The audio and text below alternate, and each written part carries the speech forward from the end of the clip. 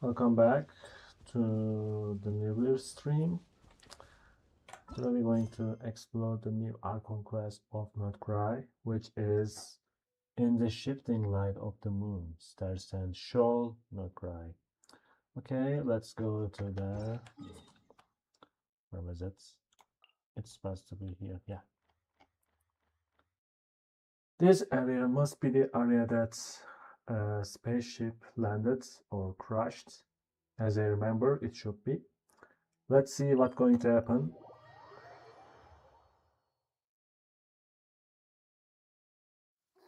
It's pouring out here. Wait, the water levels aren't rising, are they? Okay, as you see, there is a spaceship like that, and this spaceship is like a ghost or something. Let me turn the settings first.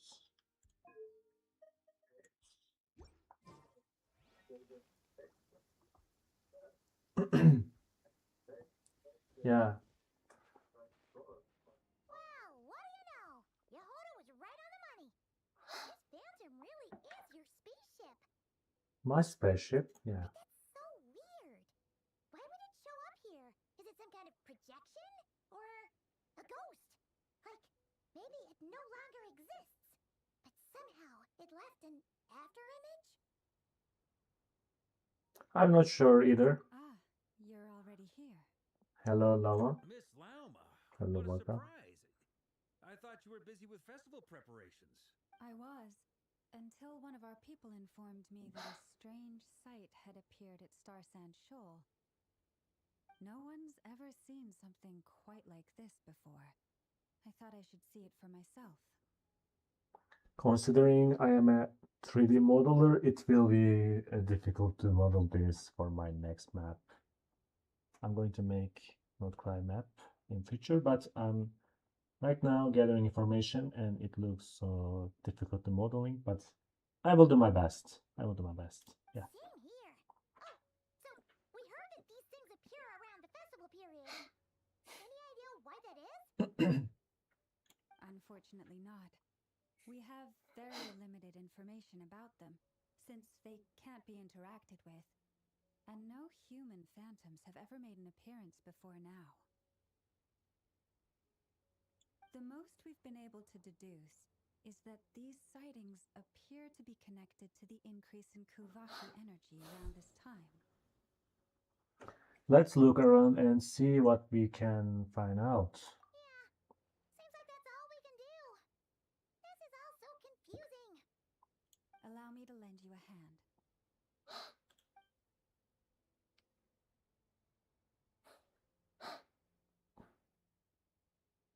Hmm.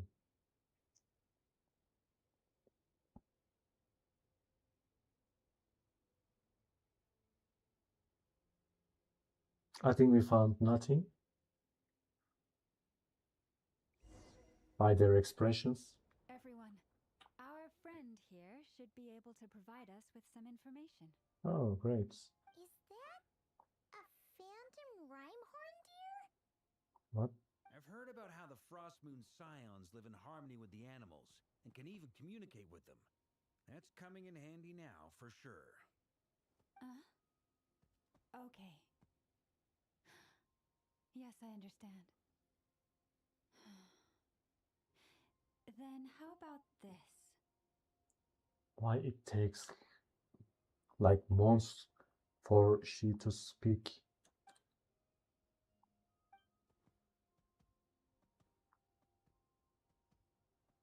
Oh, it's leaving.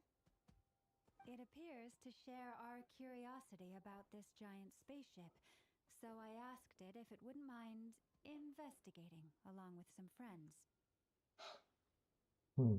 In return, I told it about some nearby spots where the wild fruit grows abundantly. We may live in a different era from these phantoms, but I trust that the terrain, climate, and ecology here are more resistant to the effects of time than some things are. Maybe. Let's give them a moment and hope for the best. After a few moments, the remembered deer. All I back couldn't together? read that. Must have been a lot of fruit. Indeed. Now let me ask them some questions.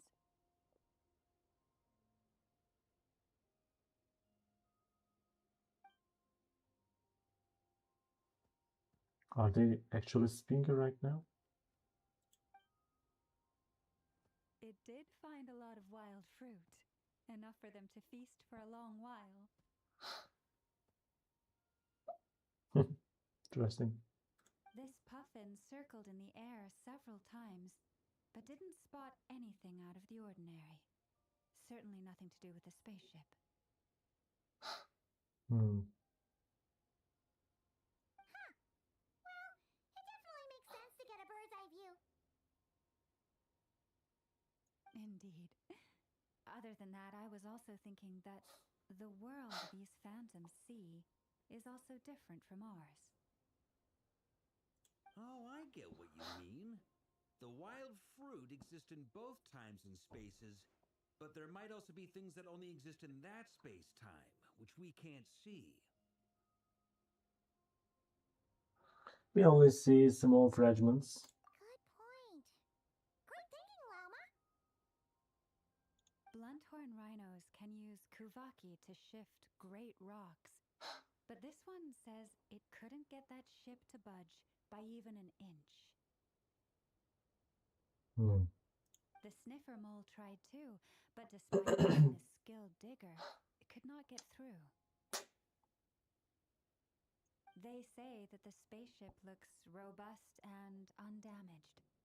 It seems completely impervious to any and all attacks. Whatever lies within is well defended from harm.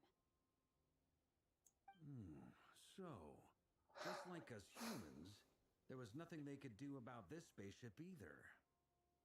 Yes, still, they deserve our thanks. Mhm. We are grateful for all your efforts, dear friends. Now go and enjoy your feast.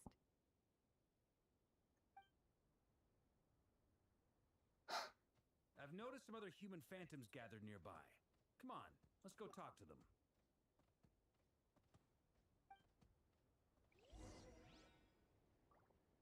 Join Marka in communicating with the phantoms. Okay.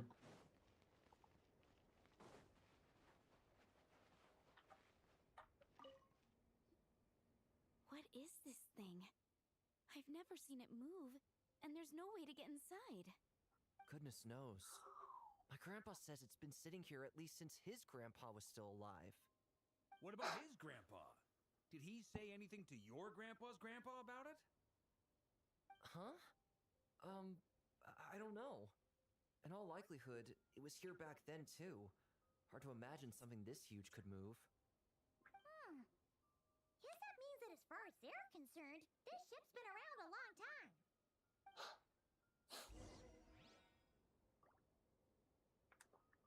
Join Marka in communicating with the phantoms. Okay, I read that already.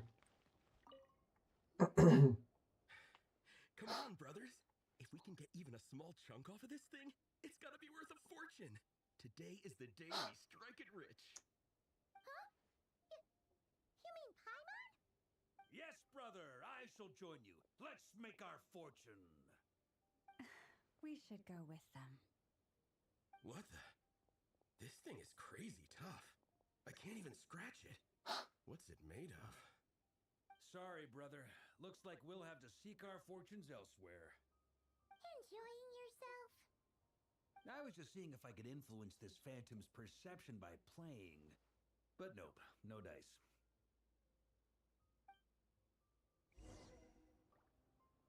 I'm sure we're all starting to build up an idea of what's going on here now that we've spoken to some of the people. These phantoms are reenacting real historical events in Nodcry. It's almost like we're in some kind of interactive stage play. We can talk to the actors, but the plot is fixed, and we can't influence it. It makes sense. History is set in stone. The objective facts of the past cannot be changed. Paimon totally thought you were just goofing around earlier. But actually, you were doing some serious investigating. Of course I was. Anyway, At this point, I think we're forced to conclude that although the Phantom spaceship is right there in front of us, we aren't going to learn much about it from these people.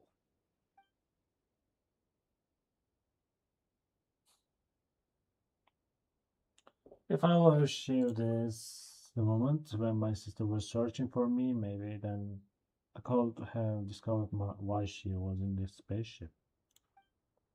Or if it showed the moment when it disappeared, I might have found out who was plotting it and where they were headed. But no, Sakao, but no such luck. All we've seen is an arbitrary moment in the time during its long stay here. Don't be discouraged. If nothing else, this is proof of the ship's existence. And think about it.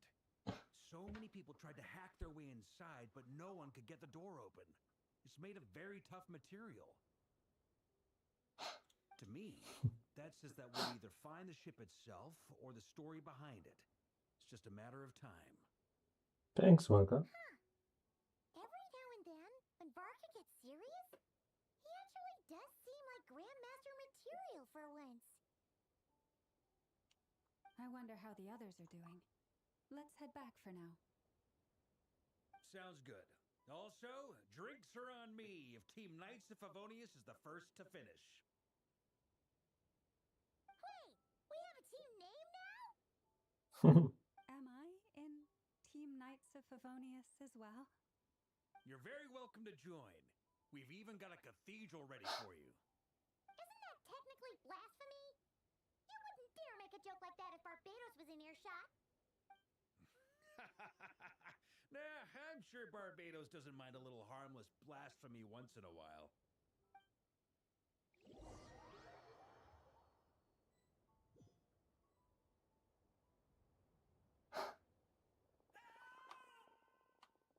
Hmm? Oh, no! Get away! Oh.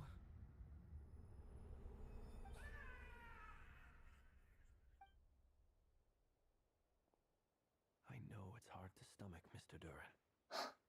But as I'm sure you've noticed, there is nothing we can do to intervene in that which unfolds before us.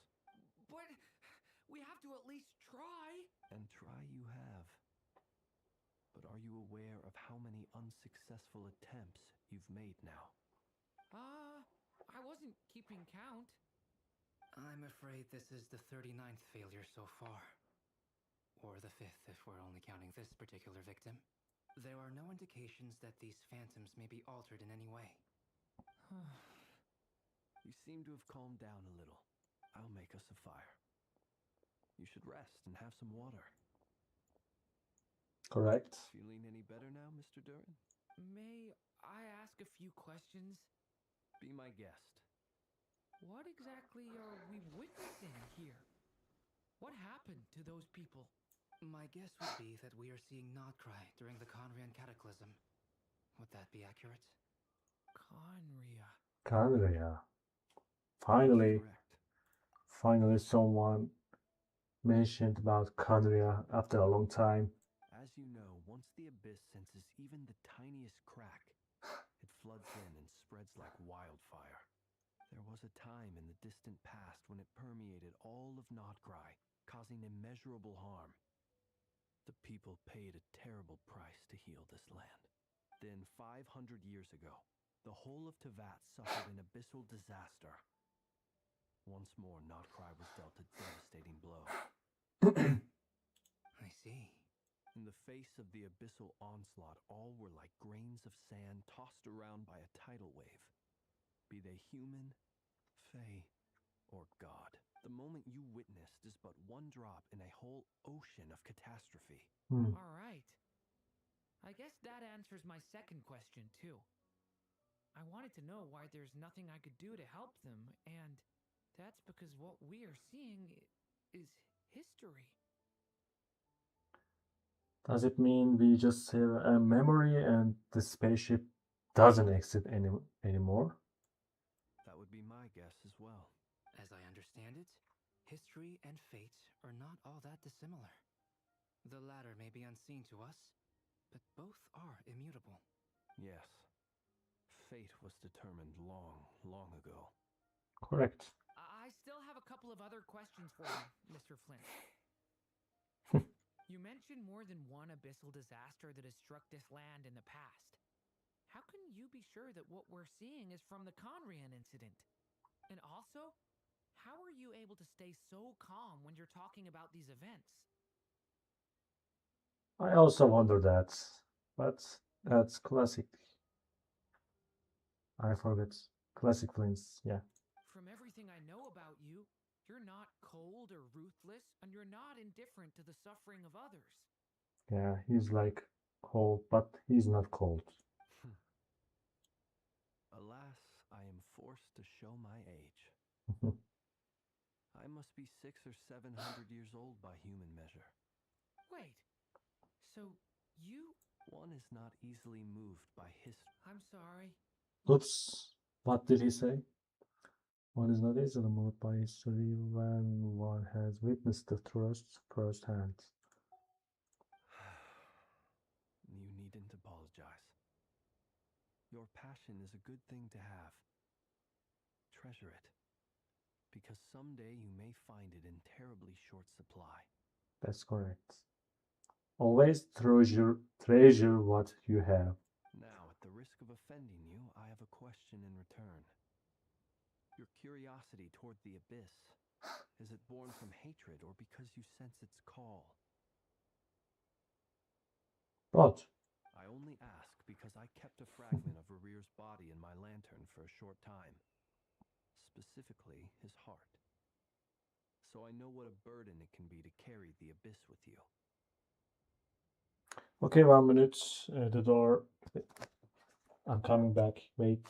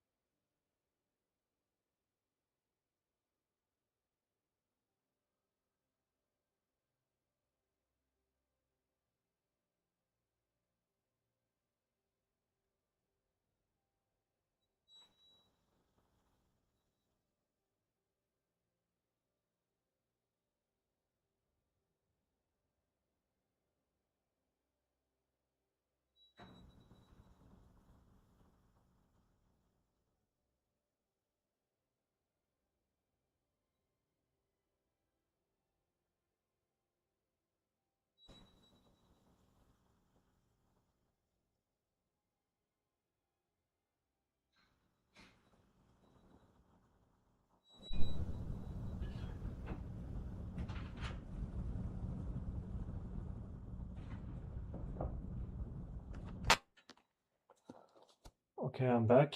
Let's continue the story. And I hear its power growling from somewhere within you. In my eyes, your mere existence is a miracle. What did he say? Wait. I realized because I kept a fragment of Rear's body in my lantern for a short time, specifically his heart, so I know what a burden it can be to carry the abyss with you. And I heard his power glowing from somewhere within you in my eyes. Your mere existence is a miracle. My honest answer is... I don't know.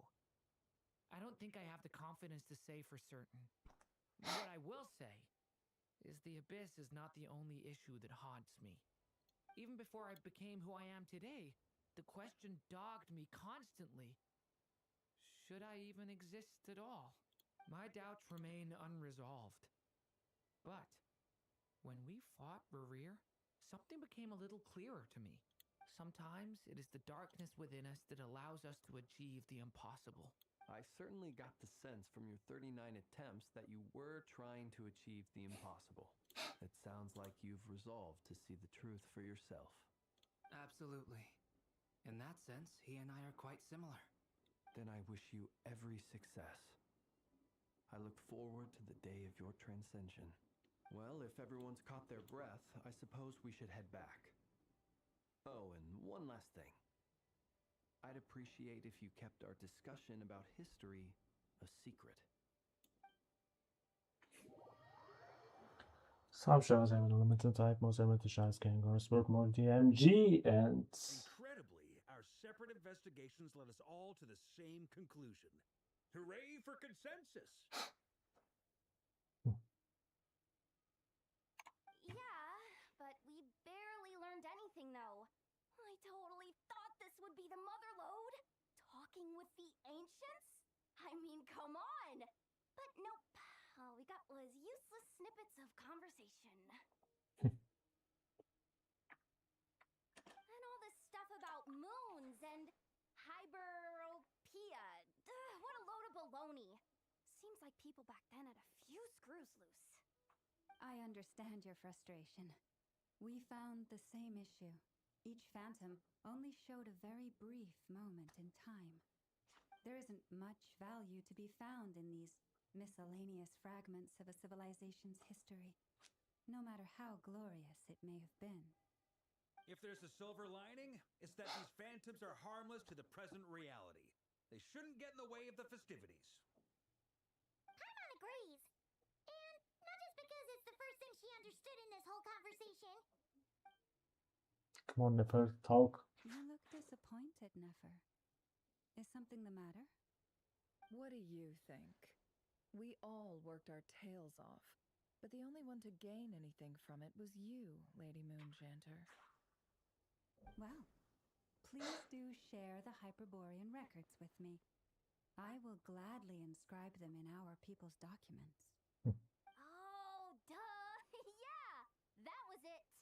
Hyperborea! Hyperborea. Hyperborea. I'm serious. Only an expert in the Frostmoon Scions and their history can turn these records into valuable research material.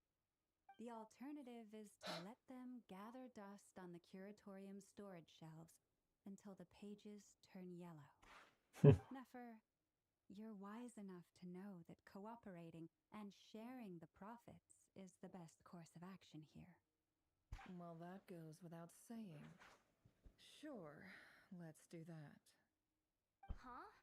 But didn't you say we aren't supposed to give out intel for free? Sorry. Shutting up. Shutting up.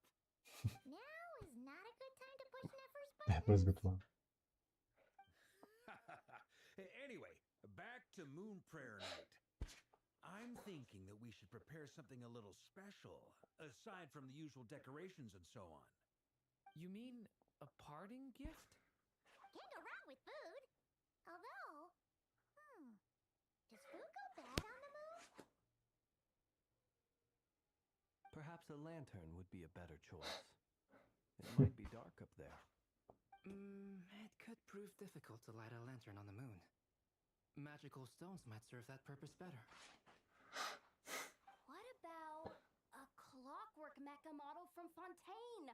I've got a whole bunch at home. I use them for fighting practice in my free time. None of these sound like things she would be even remotely interested in. But we don't interact with her enough to know what she likes. Yeah. It would really save us the guesswork if someone could find out what she's into. Wait, what the? Traveler? They're all looking at you. I'll find a change to ask her. Great! Haha, problem solved. Now, I need to stop by Dory's. Gonna need her help sourcing a bunch of stuff for the festival. I think I need to talk to Columbina, right? That's what they mean. Then let's leave it there for now. We all have our own business to attend to. Traveler, if you find out what Kutar likes, let us know. right away. Kutar. Gotcha. Gotcha.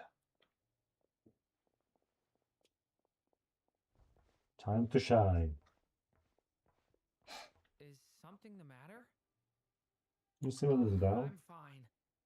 It's just, I'm still feeling a little rattled after witnessing the horrors of the abyss. But it's okay. This is something I have to work through. I'll be all right. Thanks for your concern. You're welcome. Well, don't put too much pressure on yourself. If you ever feel like something's wrong, physically or mentally, we're here to talk. Come on. Stop treating me like a kid.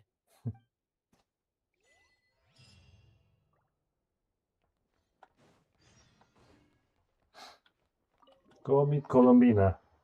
I love that. I love Colombina. I wonder what she's doing right now. Let's find out. Colombina, hello? Are you here?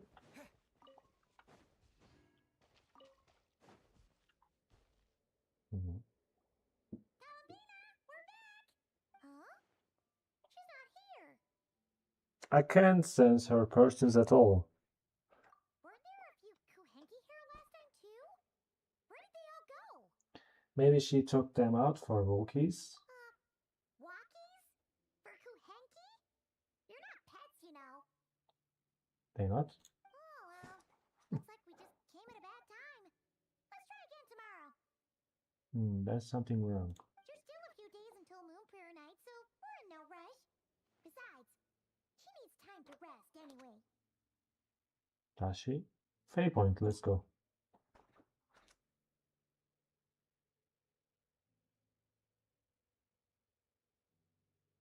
Columbina, are you back yet? Yeah, there's something wrong. Oh, how strange. Looks like she still isn't here. This is a bit odd. Right? It's not like her to spend so much time outside. Especially since she's worried about attracting unwanted attention. By the looks of it, she hasn't been back all day. What about Luonitar? Luonitar, you there? That's also not there. Okay, it's here. I get my words back. Hey! Do you know where Columbina went? Sorry, didn't understand. But if you know where she is, could you take us to her? Sounds like an I don't know either to me. Yeah, that's even stranger. Paimon, look! What about him? Oh, that's not good news. They change color when Columbina gets weaker, right? And they look super pale right now. Let's go. We got to find the llama. Good idea. She might know what's happening. I wonder where she went. Where she went. Oh, she's here. Ah, it's you. How is Kutar? Is she okay? I bet she's going to get panic. She's missing. No, she hasn't. Okay, I she came didn't here to panic. check on her after I noticed the flowers had changed color. Based on past precedent, she must be very weak right now. Even getting up to walk would be a struggle. It seems unlikely that she wandered off outside. Then where's she? Not to mention that she doesn't do that at the best of times either. So yeah, this is super weird. Has anyone approached Silver Moon Hall lately? No. Very few people are in the know about Kutar's whereabouts. And if anyone suspicious had visited, they'd have left some sort of evidence. Come on, let's go to Nasha Town. If anyone has seen her, someone there will know about it. It's not Krai's information hub after all. Okay, let's go. Makes sense. Let's go. Go to Nasha Town to collect intel. Okay.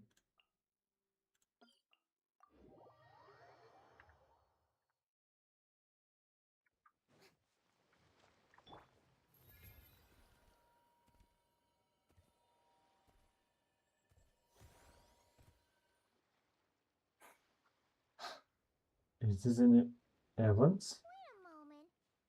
Is it just Paimon or is this doll kind of suspicious? It's never been here before, right? No, I don't recognize it. Alas, your free and easy adventure time is over. Mm-hmm. Now, prepare Prepare to face the final boss of Nod Cry.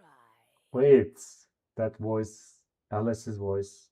Am I right? Whoa! Where'd that voice come from? That voice similar to Alice. Not sure, but it's definitely hostile. Alice? No, not that way. The final boss is right here. No. The sniffer mole? That's the final boss? I don't think. Surely not. Yeah, that voice is little familiar. That's Alice. Okay, the jig is up. I'll stop teasing you. Turn around. I'm right behind you. It seems I managed to leave quite an indelible impression, even though you've never seen my face. Nothing could make a great mage more pleased with herself. Alice, Great Adventure of Realms, Dodo King, Defender of the Old Mouse Step, etc. But most importantly, Mother of the Most Adorable Queen. That's a cool title. It seems I'm doing good. Thank you. What is going on? I've heard that all the big shots in Teyvat have long, wordy titles that stun people speechless when they make their entrance. It's great to meet you finally, Alice. Unfortunately, none of them are Miss affiliated Alice, with the Hexen I mean. Circle, and we ourselves keep a very low profile. The notorious name-dropping doesn't quite work for us. Still, I, for one, think I'm really quite amazing. I remember she was also described at the Fontaine when it wasn't released yet. In the last part of the Fontaine video. So that didn't stop me from coming up with a title anyway. Interesting voice. I like that. Alice? It's really you this time? Not a lantern or a Dodoko, but Alice in the flesh? That's right. So, what do you think? How does it feel to finally meet me? Interesting. You look like... Who made this? Oh, that's the first thing you thought. A little surprising, but that actually makes me very happy. She's Klee's mother after all, yeah. Because that means that when Klee grows up, she'll be just as stunningly beautiful as her mother. Correct. Okay, she is Pyro. Pyro character, nice. Just like her daughter. So she's a friend of yours? I suppose. Kind of. This is actually the first time we've seen her in person. Clara was still in shock. I see. Madam Mage, that was, quite a powerful entrance. I certainly won't be forgetting it anytime soon. It's okay, Lauma, don't force it. Paimon will do the honors. This is Alice from the Hexen Circle. She's a friend of ours. And of Arcus, too. Yeah, she's helped us a lot in the past. That's right. She's a good person.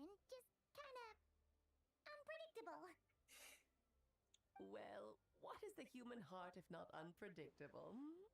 If we could not do as we please, how would we differ from machines? I am Lauma, Moon Chanter of the Frost Moon Scions. It is a pleasure to meet you. Oh, I know. Before you got here, I spent a good, 15 minutes getting up to speed on Nodcry's present situation. In other words, I've read the whole in the last episode part, so we can skip the pleasantries. Fair enough.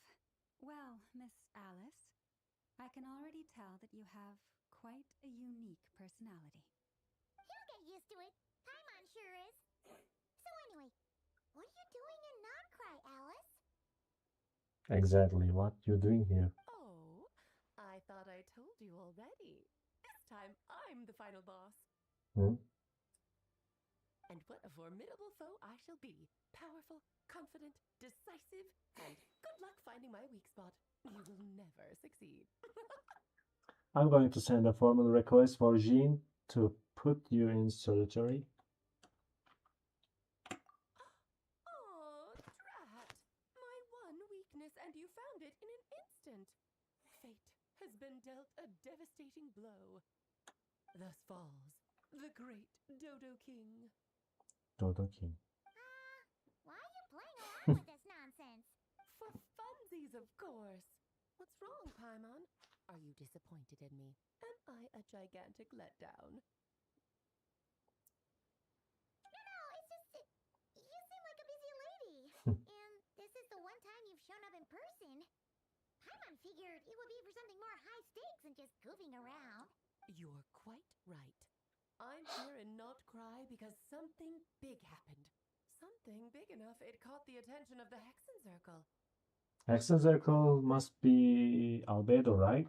Am I right? Or I'm wrong? It concerns the three moons, Tevat's borders, and of course, the moon goddess you are currently searching for. You know where Columbina is? Kind of. Why don't we discuss this over a pot of tea? Why not? My main reason for coming on this trip to Tevat was, of course, to have some fun.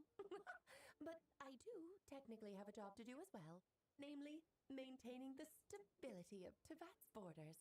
I'll skip over the complicated parts, but to sum it up, abyssal energies are all that lie beyond Tevat's border. We'd find ourselves in a real pickle if they ever made it through. And the phantoms you've been seeing are a sign that the border has been disturbed. No wonder they tend to show up around Moon Prayer Night.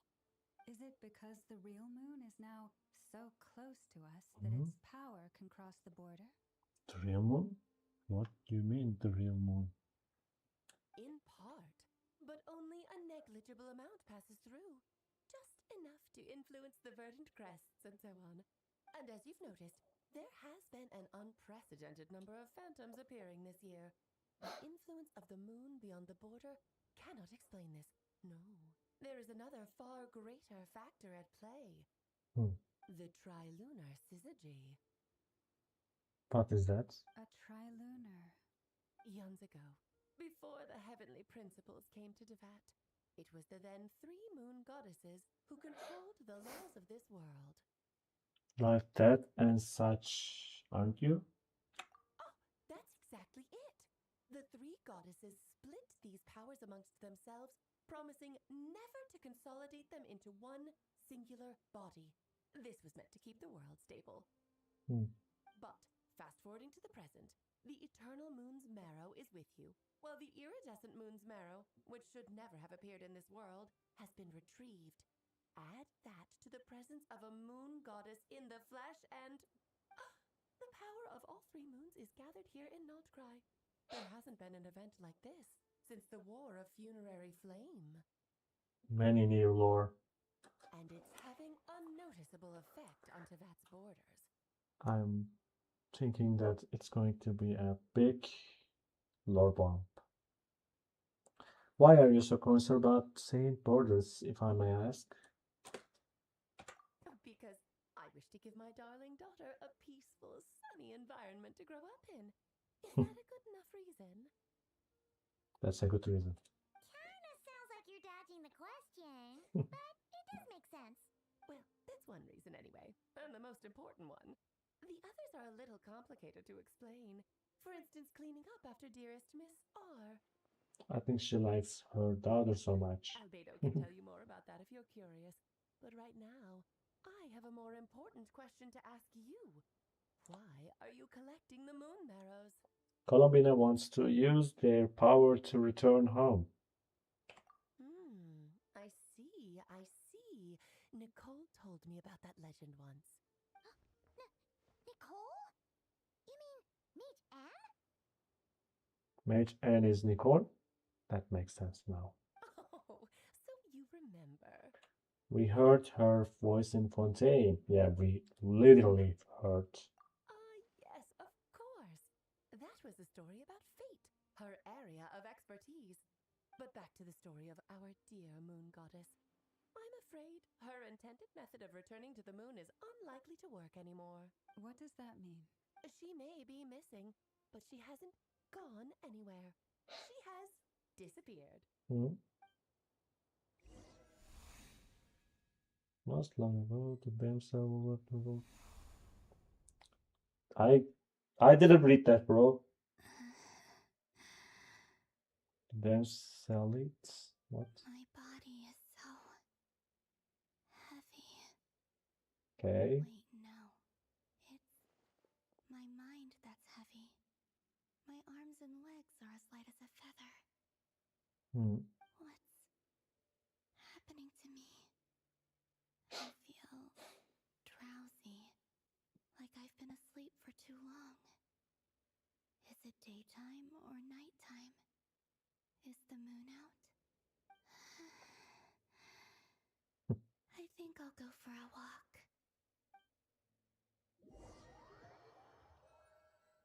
Okay, what happened now?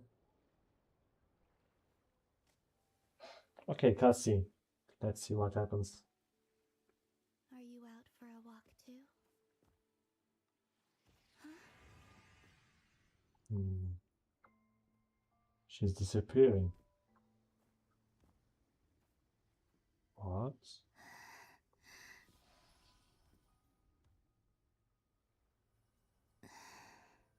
The day has come at last. Don't tell me she's going to die.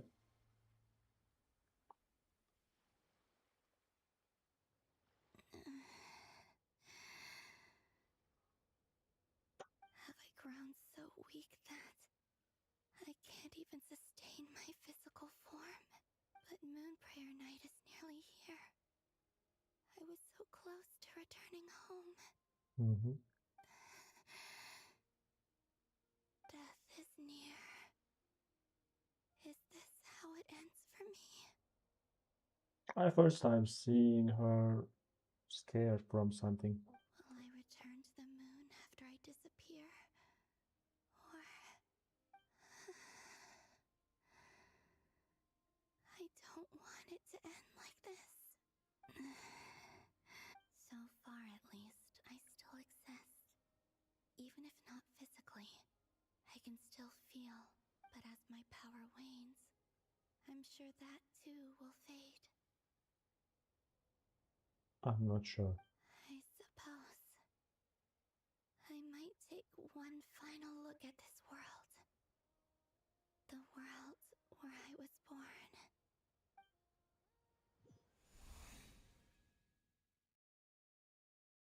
Don't let it slip away. Okay. Come on, come on! Wait for me! Ah, now I see her. The Frost Moon Enclave. How much it has changed since I was born. These decorations, they're so heavy. It's times like this when you kind of wish men could be priestesses and acolytes. How fascinating. I've never had the chance to be privy to people's private lives in this way. In the past, people would get so solemn and serious the moment I showed my face. Like they were frozen stiff. Karina, Lametti, it's time to eat. Coming. I want to watch them a little longer. Okay. Okay, I'm Konamina now. Oh, interesting animation. So this how she walks, and she only walks. Okay, she run. I mean run. She runs like this and walks like this. Runs, walks. Interesting. Oh, even the jump is different. Very interesting. So unique. So just fill these balloons with air, right? Right. Yep. Try a couple now to test things out. The rest can wait till Moon Prayer Night. Think fast. Rita! Teasing an acolyte of the Frost Moon Scions? Surely that's a punishable offense. Take this! Huh? All right, enough horsing around. task. We should get back to it. No punishment, they're just having fun. The task is just to check that the balloons don't leak, right? Doesn't matter if we fill them with air or water. Okay, you got me there. And you got me there. But still, we can't use all the balloons before the festival even starts. Who wrote this girl? And you got me there. We won't use all of them. And as long as Lady Lauma's trusted acolyte doesn't snitch, this can stay as a little secret between friends. A couple more can't do any harm, right? Oh, you menace. Then think fast.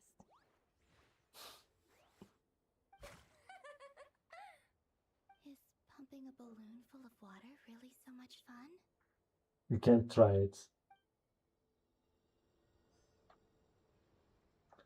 Stroll through the first moon and glow and glow. Oh, I wonder how she flies. Okay, we can fly. We can't glide? Yeah, we can't.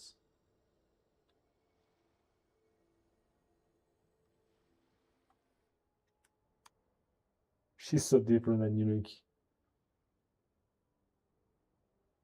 I'm sure you're both tired from playing all day. Come on, eat up. A plain, humble meal. That has always been the way of the Frost Moon Scions. Huh? How come Lametti got a midsummer berry dessert? I always get Lockaberry. Blackberry. I don't mind sharing. You can have a bite of mine if I get to have a bite of yours. That's humble. They're sharing food? I've never shared food with anyone before. Even at the Harbinger tea parties, everyone just ate off their own plate. And when I couldn't finish my food offerings from the Frost Moon Scions, they'd leave the leftovers out under the moonlight for the animals to claim. That means you never lived before. You never shared? That's so weird. Hey! That was 2 bites! Then you can have another bite of mine. Oh, you too. Oh, don't fret now. Here, have some of Granny's too. So this is what it means to be family. Yeah. That it means humanity. I'm seeing so much that I'd never usually get to see. They'd never act like this when I was around. It's nice, being able to just watch people in peace in these final moments. What a rare opportunity.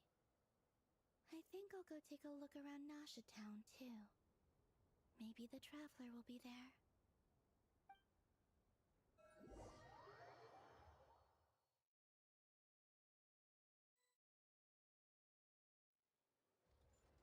Okay, we are in After the the Nasha. War of Funerary Flame, the moon goddesses were no longer recognized by Tevat.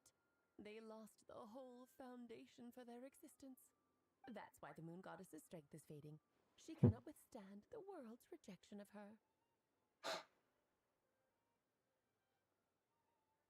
It's just like what Colomina said. The world itself is rejecting her. That's why the moon goddess strength is fading. She cannot withstand the world's rejection of her. To be more pedantic about it, the moon goddesses did something to offend the heavenly principles, and that's why they were ousted. Something of a recurring theme in Tevat's history. Theoretically, speaking so candidly should put me in their crosshairs too, but they can't tell me what to do. I'll say whatever I want. Anywho, the Moon Marrow energies were but a drop in the bucket for her, and that battle against the Ray Hair of Solnari only weakened her further. Fortunately, it happened close enough to Moon Prayer Night when the Kufaku concentration here is high. That's the only reason she managed to survive this long. What do you mean, fortunately? You said she disappeared. We're too late. Yeah, virtually. Oh, what a headache. I thought this was all common knowledge. I guess I have some more explaining to do. Okay, buckle up. It's time for another lecture.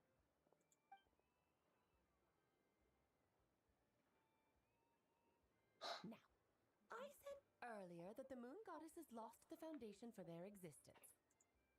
Yeah. The reason for that has to do with the natural order. Basically, the rationale for their existence in Teyvat was lost. The same logic applies to the present moon goddess, too. Consider her existence so far. Her comrades in the Fatui called her Damselette. I'm going for Alice. I like her. That's so cool. And she was worshipped as Kutar by the Frost Moon Scions. But these connections have now been severed, whether by her hand or yours. I wonder when she's going to come. Maybe in next version or next version. So the rationale that once sustained her existence is now gone. Wait, we did that to her? Well, strictly speaking, yes. But let's not start pointing fingers, shall we? I'll only end up as the big bad villain, and that's not the kind of final boss I want to be. If you're making like of this, hopefully that means you have a plan. Of course I do. I'm only the greatest mage in the whole entire world. Okay. Now, if you wish to find your moon goddess, there are two problems we need to solve. Firstly, we'll need to strengthen the connection between her and Teyvat, at least enough to sustain her until Moon Prayer Night. I wonder, will she meet her daughter Klee? That will be so cute. Strengthen her connection. But does that mean I'll have to rally all the Frost Moon faithful behind this? I'm afraid a bygone faith and a former home won't be of any help to her now. Do you know her name? Her name? Yes. Names are very important things. A name is a fundamental concept that anchors one's entire existence. I asked her once, but she said she didn't know. Then your first job is to find it. As a moon goddess, I'm sure she must have a name she identifies with. The damn slates? Maybe. Neither Columbina nor Kutar is her true name, and she's never really accepted either of them. So, finding out her real name is enough to sustain her existence? Yes, I know it sounds like a small step, but every journey begins that way. So for now, that's all we need to focus on. The second problem is with her plan to use the moon marrows to return to the moon. Unfortunately, piercing through the false sky will take an enormous amount of power. Given her current condition, she won't be able to provide anywhere near enough power, even if she recovers her physical form. But no need to fret. Nicole's the expert in this field, and I'm sure she'll figure something out. Wait, Mage N is going to help us out too? Mage N, okay. That means we've got two Hexacircle mages on the case. This is turning into a pretty big deal. Actually, this is more of a side quest for me. Like you said, I'm a busy lady, so I can't stay for too long. I'll have to return to Teyvat's border soon. Thanks for telling us all of this. Wait, Teyvat's border?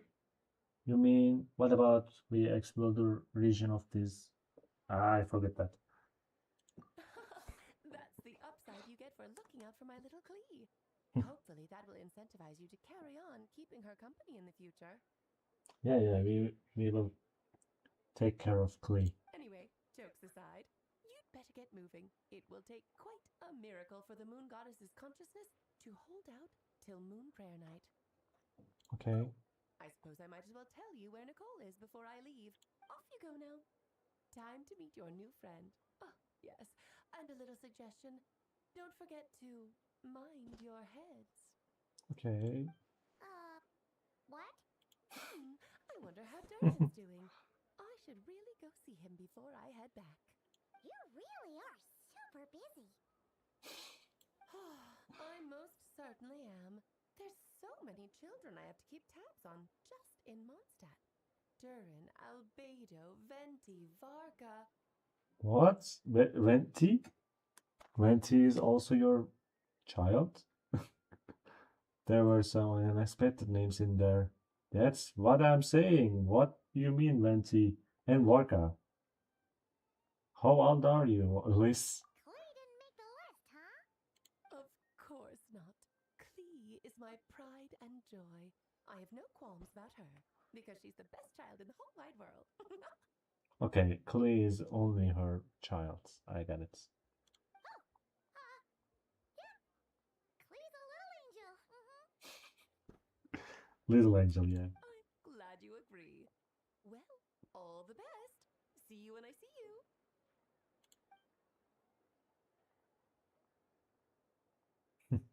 She left in a hurry. Yeah. She didn't pack up her stall. Should we handle it for her? I doubt that's necessary. I must say, I'm now very curious about her daughter. Klee, wasn't it? What's she like? An angel. That's a long story. Come on, we'll fill you in as we go.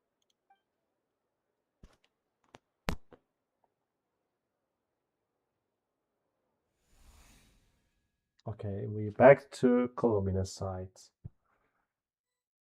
Because I see Columina's symbol here. Yeah. What a lively place. I've never experienced Nasha Town like this before. Hey, you old geezer! Your hammer's rusted through! Who are you calling old geezer? Are they quarreling? I'm looking right at him! You've really gone downhill since giving your daughter free rein in the workshop. Can you even swing a hammer anymore? It shouldn't take you days just to fix a single chair. You might as well use that hammer to massage my back for all the good it's doing. Don't run your mouth, or you'll get a back massage that'll put you in bed for the rest of your life. Look, the materials haven't arrived yet, all right? You know how busy it gets in the days before Moon Prayer Night. I'll bet you send all the materials to your little princess. Blood's always thicker than water, huh? All right, you've made your point, Uncle Koski. As soon as the materials arrive, fixing your chair will be the number one priority. Lyuka looks like If you've got time to chat, she's not an NPC only. She's like a strong character or something. She doesn't look like a regular NPC. See? Lolka knows what the score is. I guess they're friends. But the way they spoke to each other was so ugly. Then again, it wouldn't be the first time I've seen something like this. Columbina! Sing outside my door in the middle of the night one more time, and I'll unscrew your vocal cords. You hear me? Oh, Sandrone. Sandrone or Sandrone? So that was her way of trying to be friends with me. What a pity. I won't get the chance to say any ugly things in reply.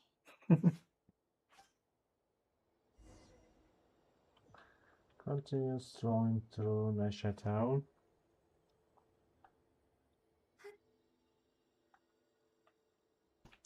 Oh my god, she doesn't panting. She's like a ghost. She's not exist. Hey, have you decided what to give her for Moon Prayer Night? Yeah. I sure have. She's gonna get the surprise of her life when she's least expecting it. Then I'll whip out the ring and pop the question. The surprise of her life. What a fun turn of phrase. Cool, I get the picture. You can spare me the gushy details. Ooh, looks like we have a customer. Hello there, ma'am. Would you like some Moon Prayer Night candy? Huh? Is he talking to me? Can he see me? Mm-hmm. Here you go.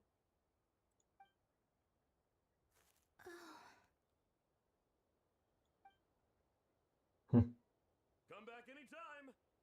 Right. Now, where were we? The Damselites. I don't know why, but I still held out hope.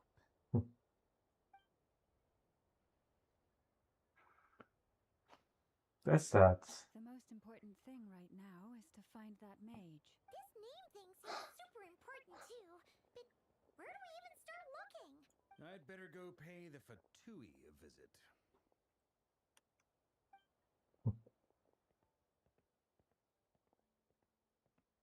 Okay, we didn't see or feel her. We never feel her existence anymore. Okay, the door again. Please wait for me. I'm coming back soon. Columbina?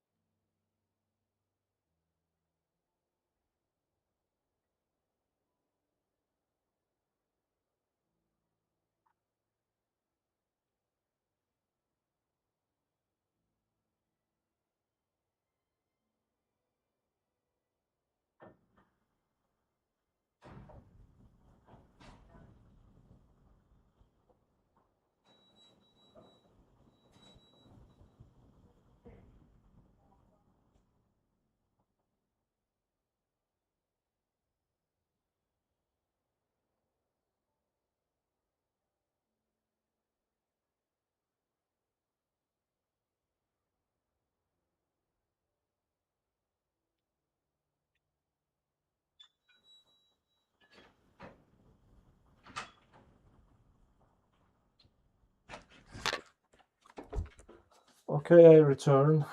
What? Where was I? Okay, Columbina. Am I seeing her? Oh my god, that's weird. How can I see her? Ah, I forgot I'm not from Tibet. Maybe I sense something. Let's go! This is no time to be spacing out. Speak, Nebula. The damn soulmates.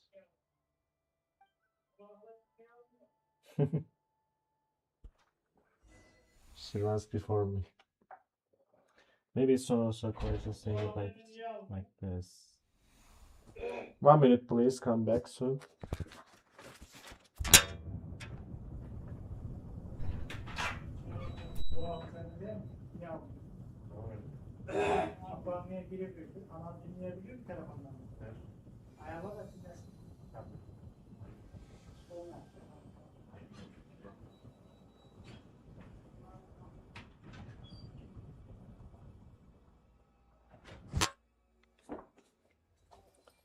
Okay, look for the mage, Nicole. Okay, let's find out where is she. She probably here. Probably living here. Where are they going? Under kick water. They mentioned a mage and a name? So, Mr. Varka, are you acquainted with this Nicole? Or should I call her Mage N? Mage N is much better. Ah, not really. We've never met, though she has come up in conversation. From what I've gathered, Alice kind of took Nicole under her wing. Taught her how to speak in a more ladylike fashion. That kind of thing. Huh. Hard to imagine Alice as an etiquette coach. Etiquette coach. Yeah. Alice is a larger-than-life personality, I'll give you that. But then again, that's why she's able to draw such an eclectic mix of people into her inner circle. If I remember correctly, being an interesting person is actually one of her main entry requirements. So, if you ever wanted to join the Hexenzirkel, I'm sure you'd both be eligible to apply. Hey! Don't go around making promises on Alice's behalf. She's also here, but we can see her. I see her, but I can't see her in the story. That's interesting. I wouldn't dare. I'm just trying to paint a picture of the Hexenzirkel for you. Okay, sure. Anyway, since none of us have ever met Nicole, how are we supposed to find her? We can't just go up to every woman in sight and ask, hey, are you Nicole? You're so smart. Maybe something she's wearing will give it away? Like a wind bloom pinned to her chest or something. Wait a minute. Alice never said Nicole was from Mondstadt. That's good point. Wise Paimon. Oh, true. I recall that each mage has their own cup. That would be this young lady, then? Yeah, this must be Nicole. Hey there. Sorry to disturb you, but are you Miss Nicole? Varka, Knight of Boreas of the Knights of Favonius. Alice might have mentioned me before. How do you even pronounce that? Knights of Boreas, the Knights of Favonius. Knight of Boreas of the Knights of Favonius. Okay, I can't say that. Mm-mm. Huh? Have we got the wrong person? Sorry. Well, this is awkward. When I shook my head, I meant, no, Alice hasn't mentioned you before. Huh? Hmm? Where is this voice coming from? My apologies. For certain reasons, I am unable to speak. This is the only way I can communicate with you. Oh, It might take some getting used to, but I hope you can understand. Hey, it's fine. I'm more shocked by the fact that Alice never speaks about me. As for you two, we have crossed paths twice before, but it is nonetheless a pleasure to finally meet you. I remember this voice from the Fontaine quests. It's really you. Thanks for all your guidance in the past. You're quite welcome. This time, things are different. We have reached the unwritten pages of the story. You might say that we stand at the crossroads of fate. Now then, allow me to formally introduce myself. My name is... Nicole, the unappreciated master sculptor, the immortal little giant, if only they are right, and the silent angel, yet also the orator, the instant they utter a word, etc. etc. In summary, to remain silent is to be the observer of the world. Interesting. No, stop! What? Alice!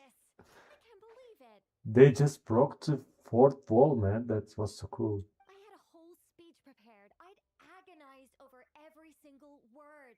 She always picks the worst moments to ruin other people's plans. I'm so sorry about that. Alice took the liberty of devising some bespoke self-introduction magic for each member of the Hexen Circle. That was a good one.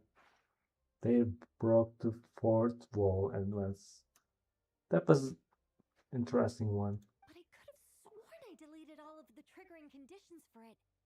How did it bypass everything? Oh gosh, this is so embarrassing.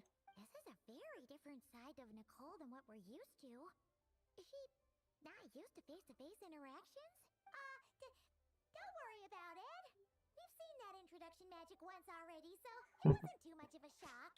We saw many mates before, but this one is so different. This one and Alice are so unique and cool. Please go on, Miss Nicole. We'd love to hear what you have to say, or, well, communicate. Huh?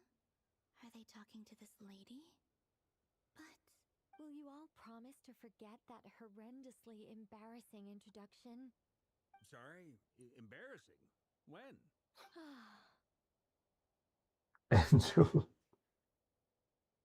Yes, my name is Nicole, and I am one of a very few angels who have retained both their preferred form and their power. I think they called you Angel because you're beautiful or pretty or something. The Traveler and Paimon should be no strangers to this concept. There is another of our kind in Natlan. They call her the Lord of the Night. That sounds familiar now. Alright! Paimon remembers her! But we've never seen her in person. Yes. Well, I have retained more of my power than she. It's because I don't have a long-term duty to fulfill. To be more specific, no. We'll be here all day if I get into the specifics. Moving on. If I'm not mistaken, you are here because you wish to learn how one might reach the moon beyond the sky. I guess so. That's right. Is that something you can give us any guidance on? Yes, I do know a way. It began with the Hyperboreans, who lived after the War of Funerary Flame. Blank looks.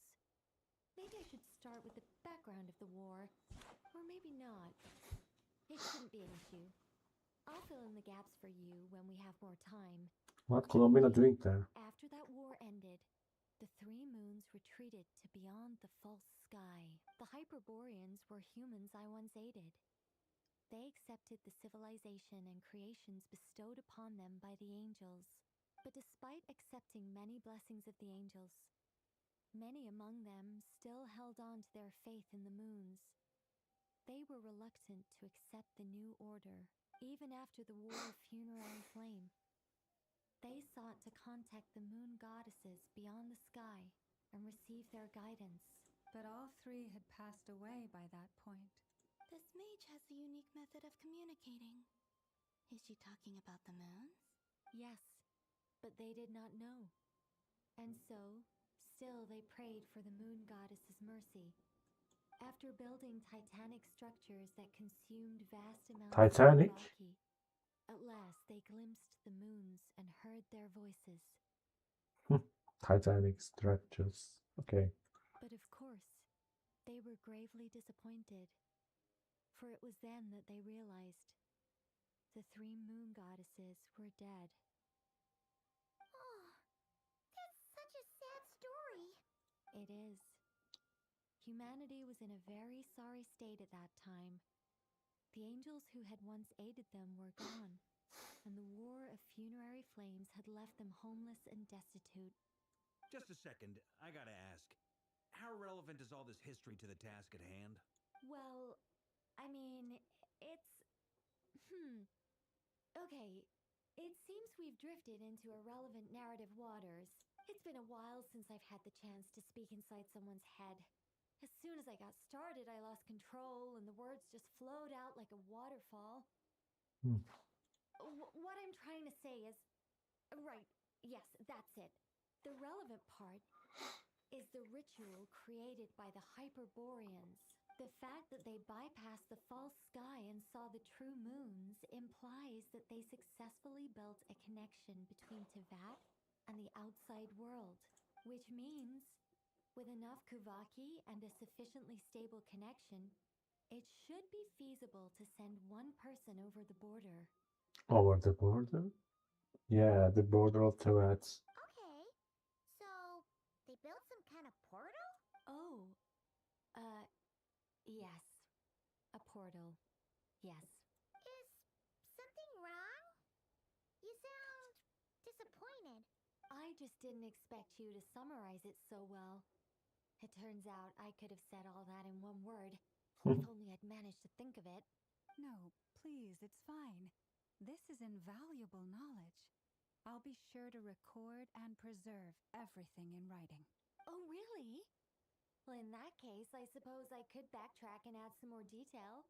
I did gloss over a few things so far. Whoa, time out. Let's summarize what we've got first. The Hyperboreans were the last ones to use this method, right?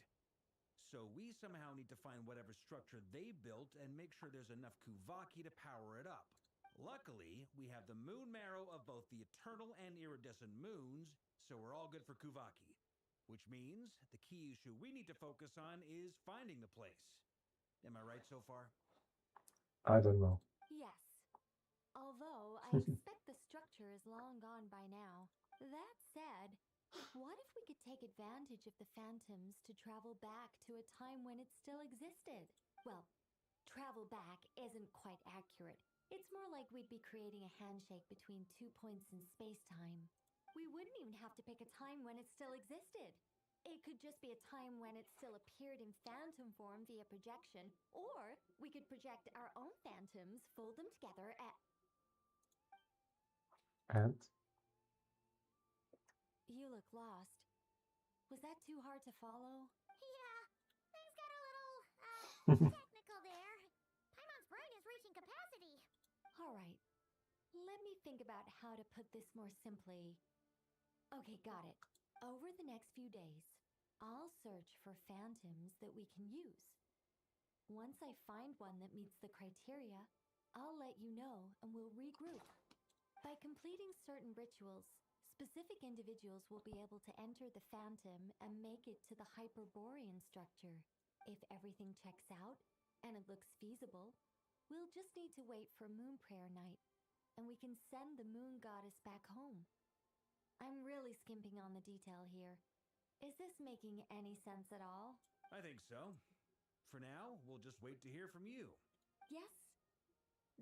Basically, yes. Great. Counting on you. In the meantime, we'll focus on finding the moon goddess's name. My name? Are they looking for a way to stop me from disappearing? of course we are. Excuse me, Miss... Go on, Miss Nicole. This conversation was a little all over the place. I didn't catch your name. I am Lauma, of the Frost Moon Scions. Ah, I did wonder. I noticed that you listened very intently when I spoke about Hyperborea and the moon's history. If you'd be interested, I'd love to visit you this evening and go through it again in greater detail. Also, if you were serious about making a record, it would be too risky to simply write down the raw details as is. I would suggest some tweaks. Maybe rewrite the stories as fairy tales or fables, perhaps even prayers. Anyway, we can cross that bridge when we come to it. So, see you later then? Oh, and no need to prepare anything. Just a cup of tea will do. See ya! She seems friendly. It's just... It's so nice to find someone who's actually willing to listen. I've been dying for a chance to finally go through all this systematically from start to finish. Any longer and I'd probably start forgetting it. Now Paimon gets why Alice told us to mind our heads. What did I tell you? A lot of quirky people in Alice's orbit. Now then, the next order of business is, where do we start looking for the moon goddess's name? Maybe the rest of what Nicole has to say might give us some clues. Once I've heard her out, I'll summarize the salient points and share them with you all. I'm also inclined to review our other documents. Yes, our faith was first established by our Hyperborean ancestors, but many of the more factually accurate records are from after Kuthar's birth. I have a hunch that Fatui might know something to. Sounds like we're gonna follow Kalabina's journey through Teyvat, huh? In that case, we'll start by heading to the Frost Moon Enclave. Sounds like a plan. Take this with you. I'll see about getting in touch with the Fatui. It'll probably just be Arlecchino and Sandroni again. They're the only ones who would want to help. Thank you, Mr. Varka. Don't mention it. Honestly, I'm more comfortable dealing with the Fatui than prying into the details of a young lady's childhood. Catch you later. I should follow them, just in case there's some way that I can help. Search for information in the Frost Moon Enclave. Okay, where was it? Here.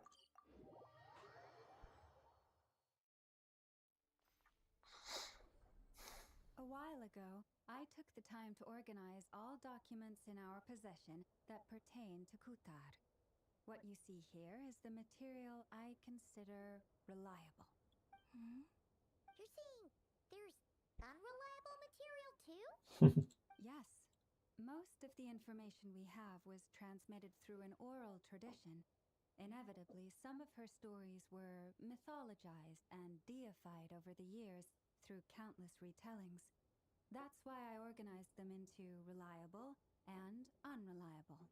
That makes sense. There's no sense seeking answers in history unless we can ensure the veracity of the historical record. Makes sense. Alright, let's take a look through. Clear and concise would be one way to describe the writing style of these historical records, but you could just as easily describe them as terse and dry. As Science Lam already knows the material like the back of her hand, the quest to find any new information in these texts is though going. Almost all these records refer to Kutar instead of Columbina. Although neither of those is her real name. Paimon's not sure what point she's trying to make.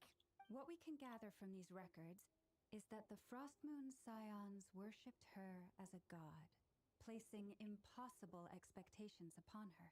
I cannot fault them for their earnest faith, but for all their devotion, worshipping her day in, day out changed nothing. I imagine that none of it resonated with Columbina. It wouldn't surprise me if, even back then, she had already begun to reject the name Kutar and everything it represented. Lama speaks the truth. When I heard them call upon Kutar with hope and expectation in their voices, they may as well have been calling upon somebody else.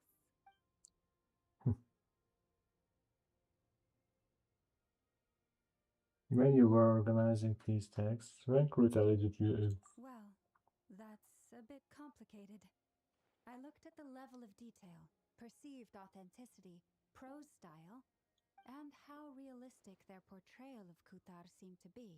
Amongst the Frost Moon Scions of today, only I know of her existence, and I alone have spoken to her face to face.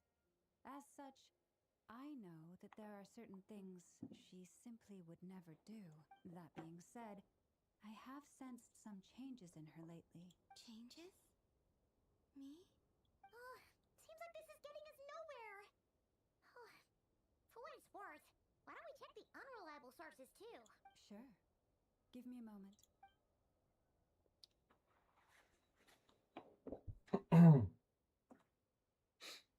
Exerting but a fraction of her divine might, Kutar sheared a great mass from the snow-capped mountain and cast it into the sea, upon whose surface shone the mirror image of the moon. Thus was formed the island of Hisi. Yeah, right. That doesn't even begin to pass the sniff test. The three moons are not but lies through and through. Only one moon has ever shone for us, and Kutar is her name. We heard something like this before in Natlan. The vast majority of ancient texts are filled with fanciful tales like these. I trust you understand my criteria a little better now. Kutar did not speak, merely gazing into the distance in silence. And where her gaze landed, this was her prophecy. Clearly, whoever wrote this text never even met Kutar. Otherwise, they'd know that her eyes are always closed. What about you, Traveler? What are you reading? Seems like a collection of anecdotes. Come on, let Paimon see. The child wished to build a wooden nest with which to shield the fledgling bird from the cold. But being so young and lacking in strength, the child could not snap the branches from the trees. Kutar was passing by. Upon seeing the child, she summoned forth a Kuhenki, who built a beautiful nest for the child. I remember that. Not knowing the meaning of Kutar's divine intervention, the child dared not to respond, and thus ran home to call their parents. But Kutar was gone. The moon chanter declared the event a miracle and took the nest as a relic, placing it on high for all to see. The child was named as one favored by the goddess and was greatly respected amongst the people. Yet, no further miracles were bestowed, and this matter was forgotten in but a few years. Any thoughts after reading that? It gives off some lonesome feeling. Yeah. Columbina probably just wanted to join the kid in making nests. Ah. I'd originally considered this a fabrication, because Kutar did not perform any similar actions in subsequent records. But now that I think about it, it does seem like something Columbina would do. It's just that... She didn't know how other people would interpret her actions. She was probably worried about making things difficult for people. So, she gradually stopped joining in. Yes. Oh, that's so sad. Mhm.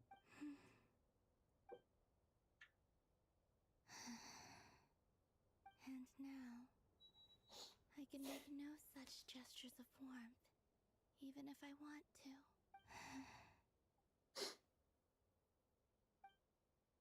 Still no name. It's a bit of a shame. But we did learn some interesting stories.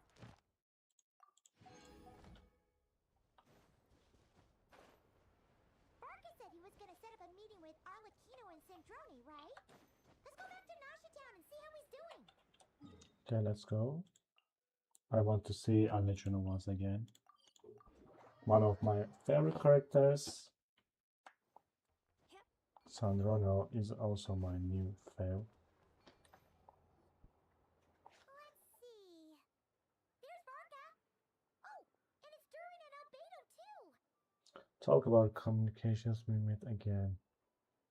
Yeah, this is pretty much the same place we bumped into each other last time. I convinced them to stick around a little longer. We were all waiting on people, so I figured having a little company would help pass the time. Ah, so you've been waiting for us?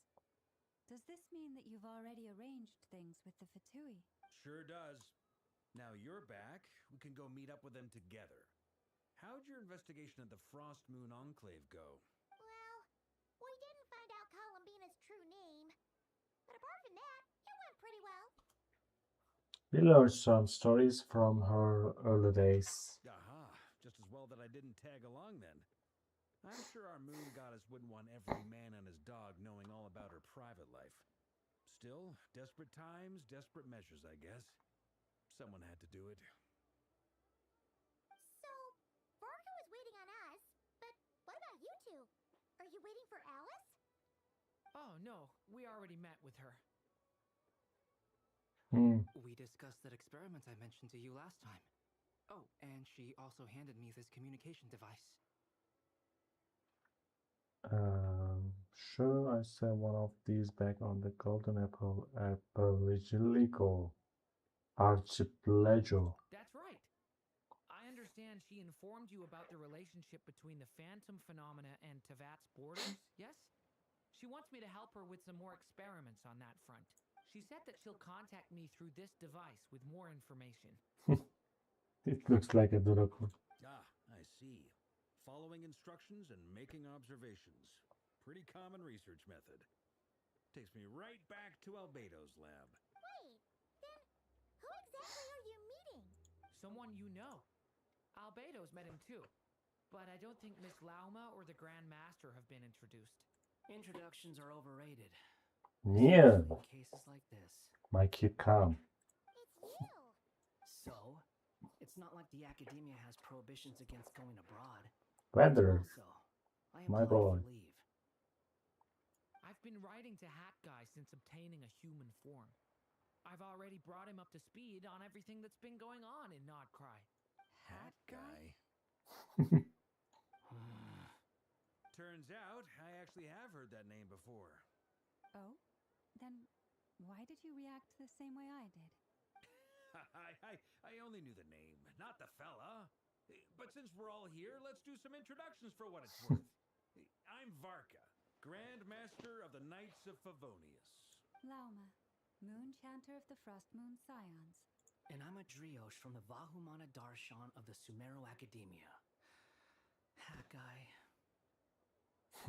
Good to see you again, Mr. Guy. I believe we last saw each other on the boat ride here. Mr. Guy. So they came to Nodcry together. Mind you, the only reason I came here is because there's someone I want to look into. Hmm? Who's that? The Doctor, also known as Dottore, second of the Fatui Harbingers. The tour is in Nodcry? Just as I thought. From the tone of your voice, it sounds like there's bad blood between you. Finally, the action starts. I was reviewing our archives and noticed that a lot of information about him was missing. left a bad taste in my mouth. That's all there is to it. Dottore, or Zondique, as he was then known, once studied at the academia, but he got kicked out before he could graduate. Zandik? I heard that name before, back in the ruins, when the Ibis King mentioned that student. That was the doctor? So the Harbinger's #2 man is a college dropout? How embarrassing for them. Last we heard, he was planning something. We actually heard that a few times before, even coming to Nocry. But we haven't seen a trace of him since we got here. He only appears when something interests him. For all we know, he might have left already. I stayed in no, what was it? I left Sumeru, but I also stayed in Sumeru. But the I remember fact he that. did something here at all is worth noting. It'll fill a couple extra lines in his file. Why does it sound less like a file you're writing and more like a criminal record? Anyway, we were just about to meet 2 of the other Harbingers. Want to come along? You might learn a thing or two about him there. Sure. Even though they're harbingers, well, they're old acquaintances of ours, so, you know, when you talk to them, try to be... I got it. The Frostmoon Scion's relations with the Fatui remain tense. Forgive me if I do not attend. In that case, we'll continue assisting Miss Alice with her experiments. Good stuff. Everyone's having a fruitful time. All right, we better get going. I'll lead the way.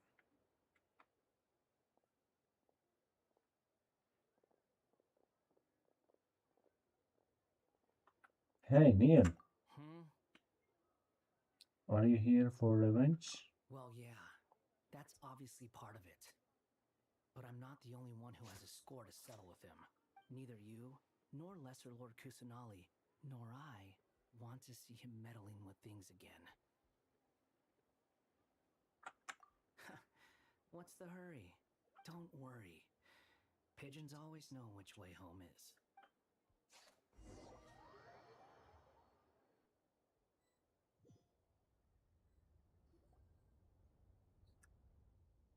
Ah, Archon and You Sandrani. made it.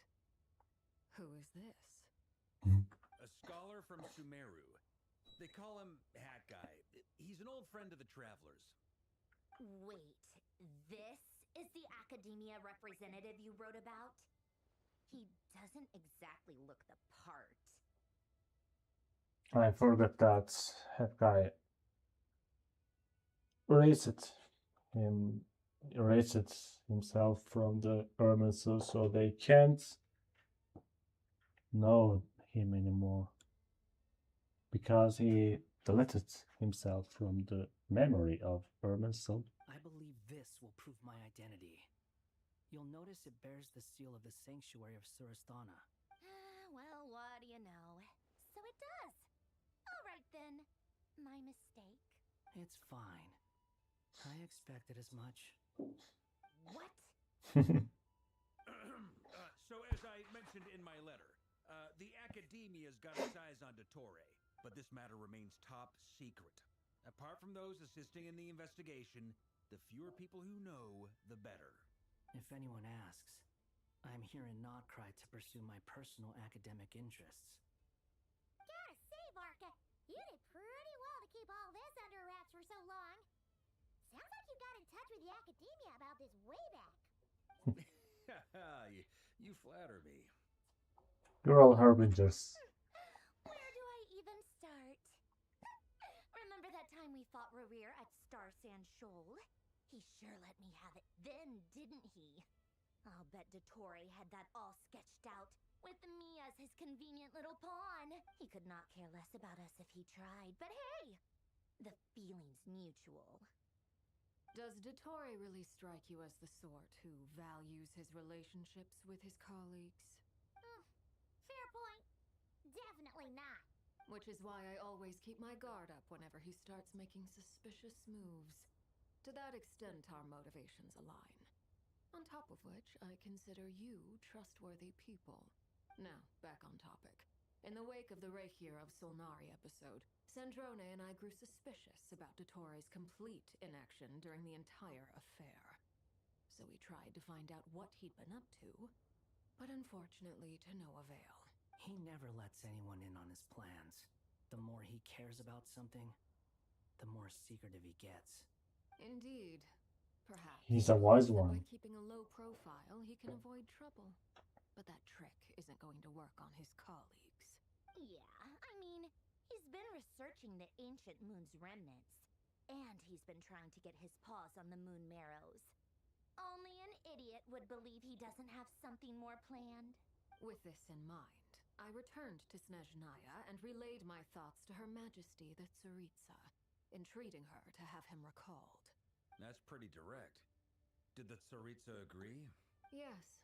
I made it abundantly clear that the Fatui's business in Nodcry is almost concluded, and we do not need 3 harbingers in this territory.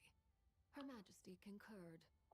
Accordingly, Dottore has returned at her orders. I imagine he is continuing with experiments, which no one besides he would ever have any interest in. Common sense might mean nothing to him, but he's not stupid. He knows that no good can come from opposing the Tsaritsa. Smarts alone won't get him all the way. He needs the Rooster's resources and Regrator's Mora, both of which the Tsaritsa can strip from him by waggling a finger. But doesn't he have a track record of publicly following orders while going against them in private? He probably has it down to a fine art by now. Wouldn't put it past him. We worked together on a research project once. Only briefly, but it was enough to show me that we're fundamentally different people. He has no interest in doing things methodically, stage by stage. His thoughts jump all over the place, and the moment his curiosity is satisfied, or he gets the results he wants, he disappears. The only similarity we share is that, once we set our minds on doing something, we will see it done, whatever it takes. Oh, we definitely saw some of that in your battle with Rerir. You got so competitive. Ugh, do not remind me. Then I believe we all concur. Dottore will not simply give up. Fantastic. Now this is turning into a whole day of unpleasant memories. Ugh. Are you talking about the moon marrow stuff? He also strikes me as the kind of person to disregard experimental regulations, ruin all the equipment, and go way over budget. Then leave the first person he can find to deal with the fallout. Exactly. This one time, he was running some high-temperature experiment and the substance exploded. But does he care? No. He orders his subordinates to open the device so he can observe the results, which causes the gas inside to leak out. That gas was poisonous. If I hadn't been there, who knows how many people might have died. And after all that, he left while I was still cleaning up after his mess.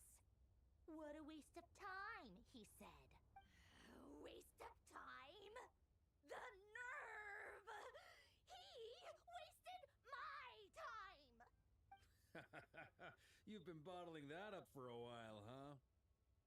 That state is so cool, bro. Hat guy, I must say, you seem awfully familiar with internal Fatui affairs, especially when it comes to Dottore. Thank you, Lady Harbingers, for providing such valuable information. I have no other questions for now, so I'll be on my way. Wait, what? You're just gonna leave? You're welcome to join if you want.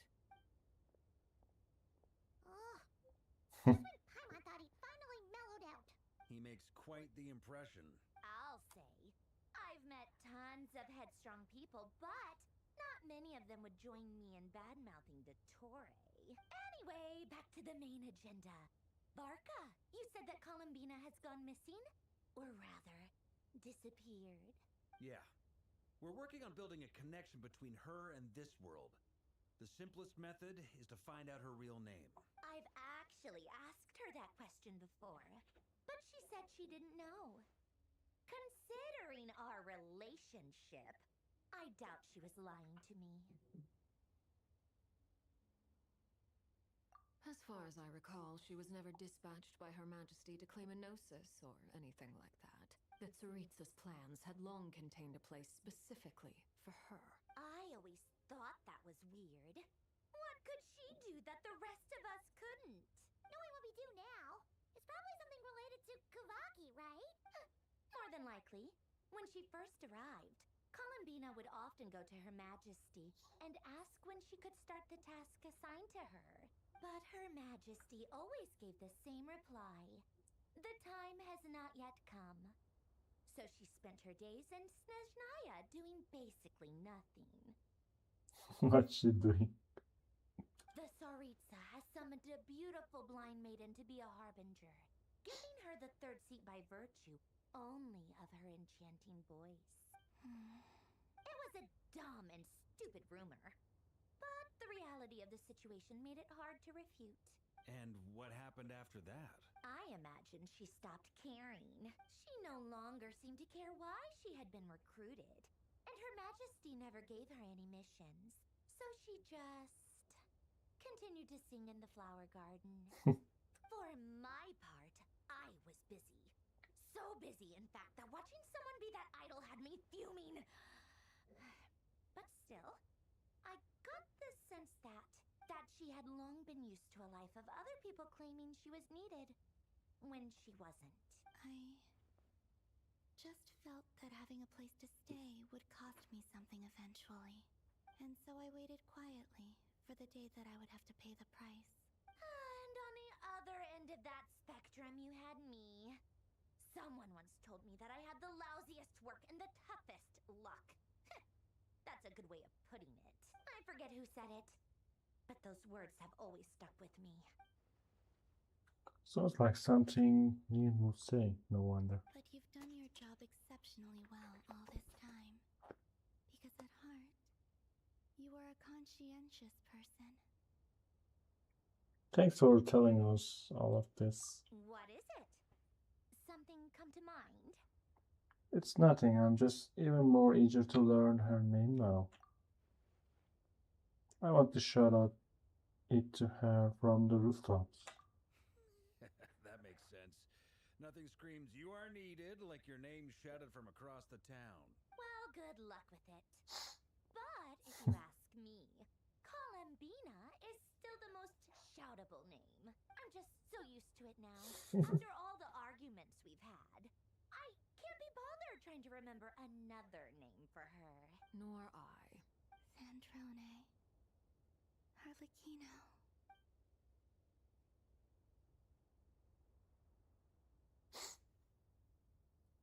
It's a Sealy! Does that mean Nicole has news for us? Ladies, I thank you for your hospitality. If the chance ever comes up, I definitely owe you both a drink sometime. I'm sure it will. You can make your own way out. Heck, you've been here enough times, you probably know your way around better than I do. Take care, everyone. Okay, time to do what adventurers do best. Follow that Sealy! Okay, where are we going? To Turin. Yeah, because of this. What? What is this place? Oh, hat guy. How come you're back so soon? Did things go all right with the Fatui? Fine. Dotori's been summoned home by the Tsaritsa. Couldn't get much more than that. How about you? Any progress with the investigation? Unfortunately not. We've tried everything. Different phantoms, different locations, different points in history. But the results were the same each time. Abyssal monsters roaming the land. People crying out in despair, with no hope of being rescued. Every time I see it, I can't help but think, is this what it was like in Mondstadt when Dragonspine Durin attacked? And if I fail in the task I've been given, will I create yet another tragedy? That's just meaningless speculation. When we encountered similar phenomena previously, I tried to interfere with those illusions, using sounds and lights to guide them. However, We could not change their fates. At most, we were able to extend their existences. The events of the past are like fate that has been written into Irminsul. There isn't a living thing in Tevat that can escape its past. But Miss Alice instructed us to try to find ways to change the outcome that these phantoms face. It's an impossible task. Can't you just refuse? Since she asked us to do this, I feel like it can't truly be impossible. Or if it is, well, mages can make the impossible possible. I could not have been born as Durin otherwise. You also said that your past 39 attempts were fruitless. That's true. But you're still going. Yes. After this many futile attempts, surely you realize that you're not doing this because you still believe what some mage told you. It's because you want her hypothesis to come true. It's something you wish for deep inside. So, think for yourself about what you want to do. As long as you don't believe it's futile, it isn't. Yeah. Previous experience indicates that we cannot touch the phantoms, which limits the effectiveness of our interventions. If we want to clear this hurdle, we need to break this rule somehow. Same thought here. Following the same rules means repeating the same failures. Reducing ourselves to mere playthings of fate. So you mean we need to figure out a way to make contact with them despite knowing that we can't? Yes, and I suspect that's something only you are capable of. Everything in Tevat is logged in Irminsul, but the withering that once occurred in Sumeru was a sign that the Great World Tree was being corrupted. This corruption allowed things that should not have existed in Tevat to appear. This is tantamount to rewriting reality to an... You're saying abyssal power might be able to affect those phantoms? No one's ever tried it before. If you're gonna try it, it'll take courage. And you have to be confident that you can control it. Is anyone there? Has anyone seen my daughter? She's missing. I have to find her. I hear someone inside. Spargana? Are you in there? If I can use my abyssal powers to warn him that there is danger here, maybe it'll change his decision. Maybe he'll stay away. Yes. The important thing is not the nature of the power, but rather how you use it. To intimidate and obstruct. Sounds about right for the Abyss. Well, let me try. I should be able to influence that thing. Have you seen a little girl? Okay, we become Durin now. What? This isn't the time for that! Just run!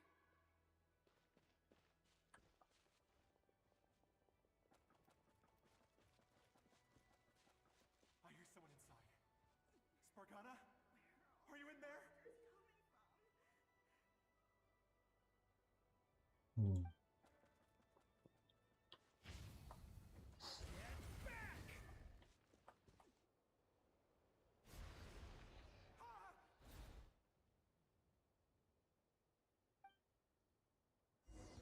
Have you seen a little girl? What? This isn't the time for that! Just run!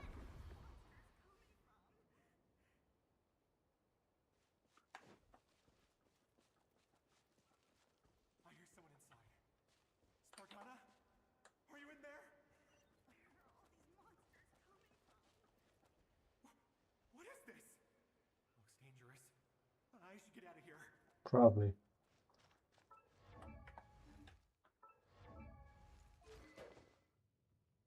Nice weapon. Of course. His design is so cool, but I don't want him. He really left. Huh, we did it. Don't celebrate too soon. Follow him. See what he does next. Monsters approaching from the front. You need to stop them and create an opportunity for him to hide.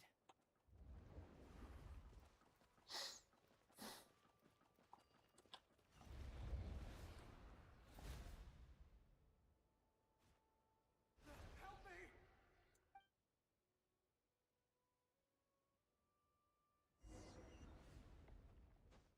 monsters approaching from the front. You need to stop them and create an opportunity for him to hide.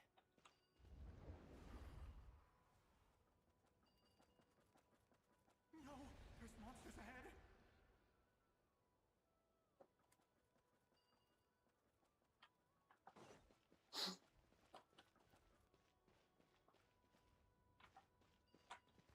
Wait, is that the barrier I saw earlier? Why is it appearing now? It's as if someone's controlling it.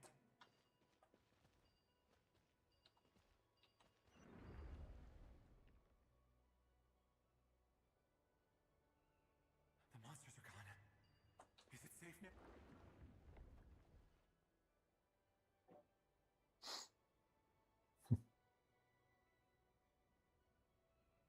The barrier's gone too. How odd. Anyway, I guess I'll keep going. Quickly, let's keep up. Yeah, let's go.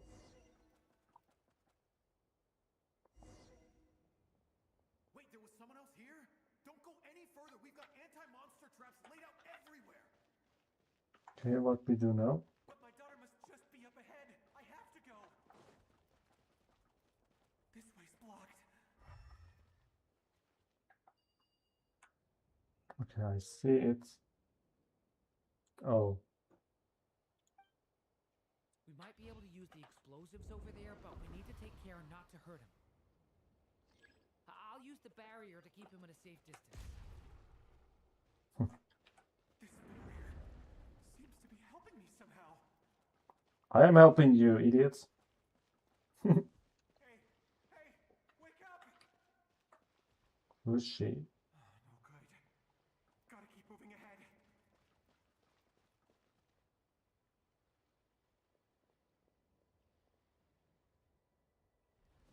So many monsters. We cooked. There's still a chance, Durin. Use the traps.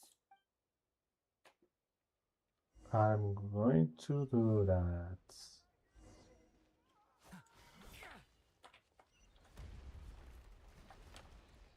Okay, they gone. They gone as well.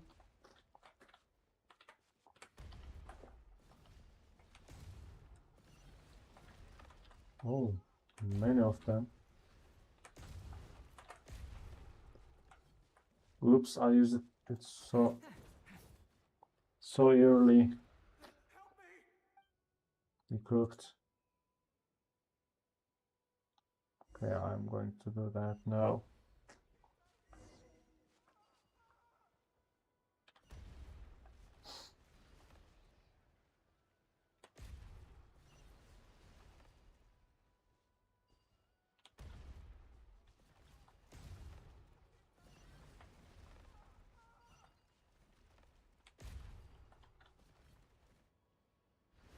What? Oh, it's so annoying. I didn't see that.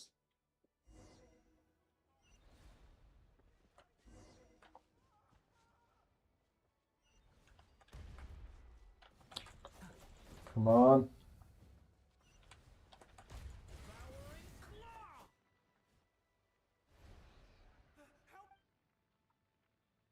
Can you shut up, please? I'm going to save you.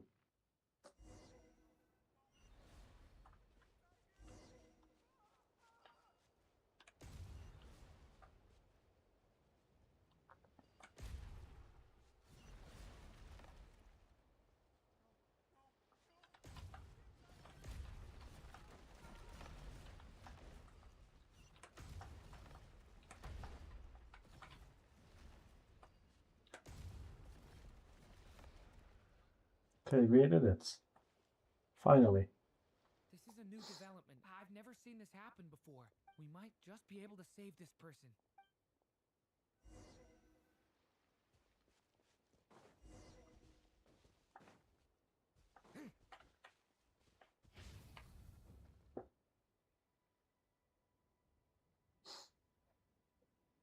Hello there. Have you seen my daughter? Spargana's her name. She's carrying a large backpack. Get out while you still can, you fool. You won't find any survivors here. But I can't just leave her here. She must be so scared right now.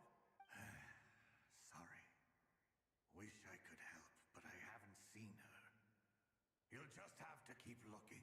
I hope she's alive. Okay, thank you. If I do find her, I'll get her to shelter and come back for you. Don't bother. I've got nowhere left to go. What's that noise? Monster! No, if he goes inside, he'll be walking into a trap. Let's try this once more. This time, we have to stop him. Okay.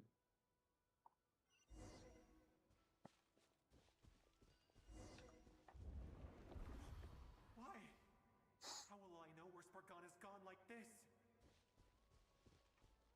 You know what? Go! Get away from here. It's got me this far after all.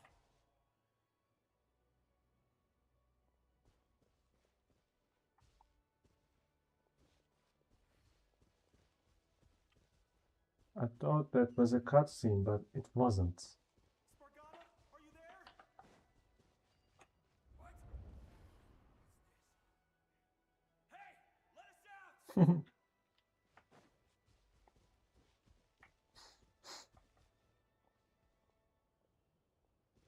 Where is this idiot going now?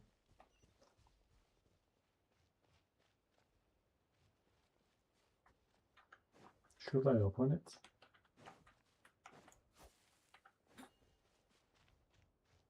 I don't think so.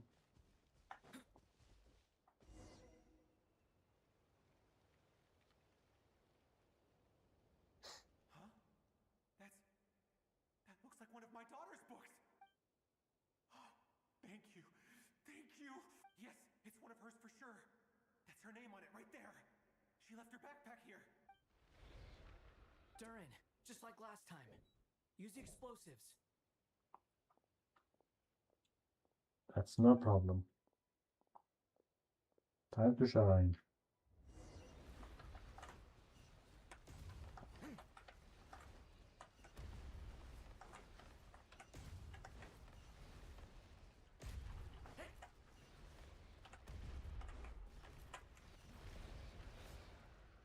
Oh my god, how many of them? It won't work. There's not enough left. If he makes it in, he'll die. But then, this clue could be the key to him finding his daughter. It might not be the only one. Better he misses that clue than loses his life. I guess so. Look to get ahead of Razamses. Stop him, Durin. We can't let him get any further in. That's my daughter's book. She's passed this way. Why? Why won't you let me go in? I've searched and searched and searched just for this. But how will I find her without any clues? Don't make me sad now. I no longer have anywhere else to go.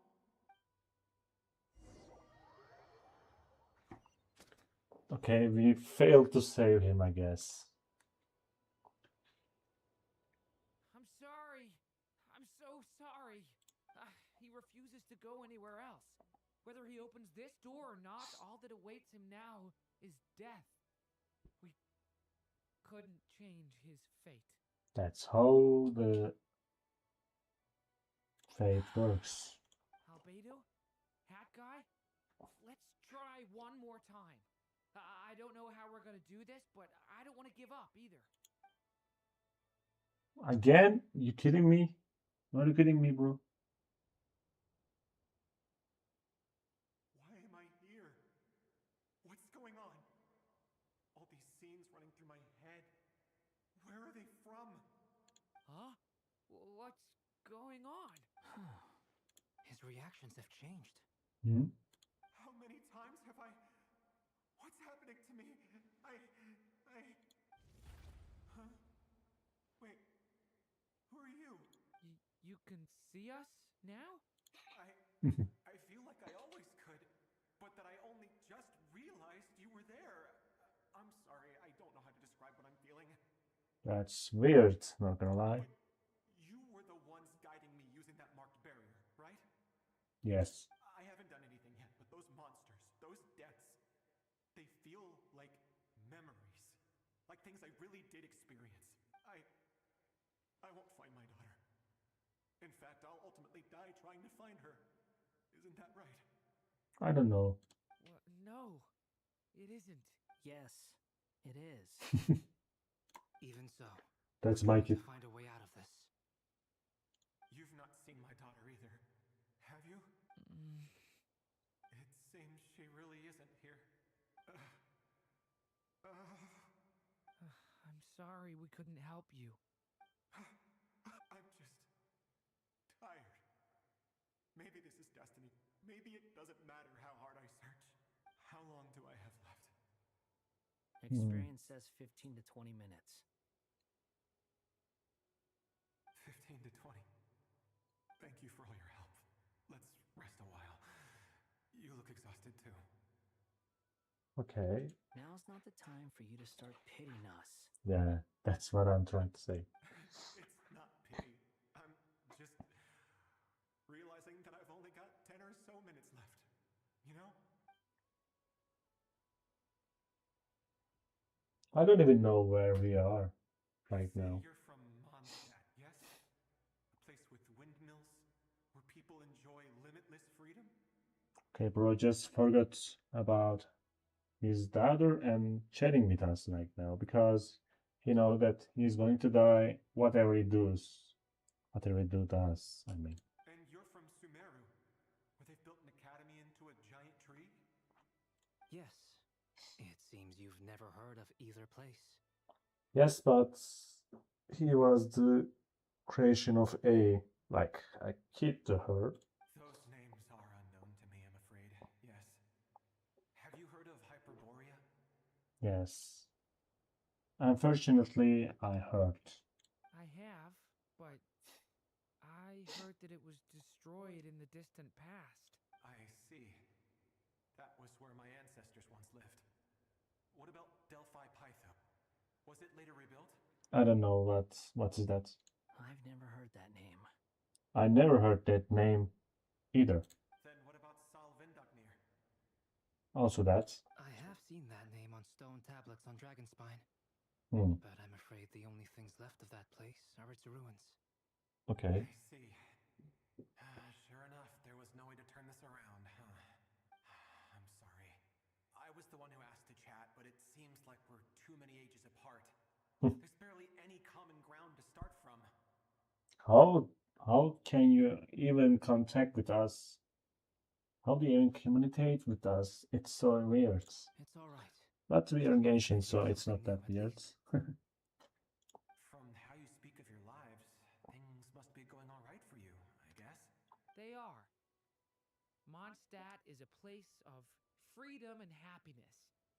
There's a lot of good people in the church and the Knights of Favonius, and even outsiders find that it's an easy place to feel at home.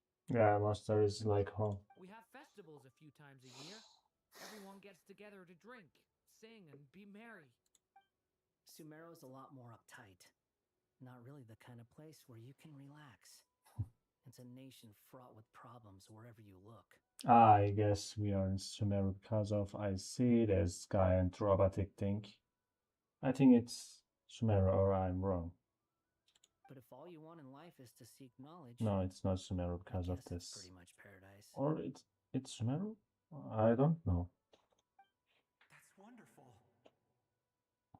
In other words, after this all-devouring black tide passed, humanity did not merely avoid extinction, but rose to build prosperous civilizations anew.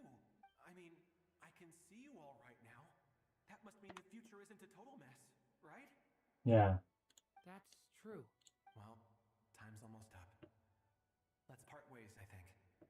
Might be best if you don't waste too much time on me. The chances are slim, I know, but I'd like to spend these last few minutes looking for Spargana. If things work out, I'd love to tell her about what I've heard. May we meet again. Well, or not, most probably. In that case, may your wishes come true. Take care of yourself. What I can say.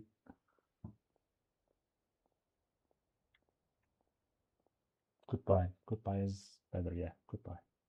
He's gone. In a few minutes, he will meet the end that was his to begin with. Yeah. ending of this tale did not change. But I believe that we've just made the most progress we have yet. May your wishes come true. If only it were so simple. Hat guy, could I ask you a question? You've never talked about your past. It seems complicated, and it weighs heavily on you, too. Because he just erased himself from the Irminsul, so nobody remembers him anymore. Would you be willing to tell me about it? I mean, sometimes it's better to get things out in the open. Take that guy we try to help, for instance. At least he said goodbye with a smile, right? I know about Albedo's past. Our experiences are very similar, and he created me. As for you, you're my first friend, and you've witnessed every step I've taken. But by comparison, I know nothing about you. Either way, I mean, we're still best friends. But if I knew more about you, I might understand your thoughts a bit better.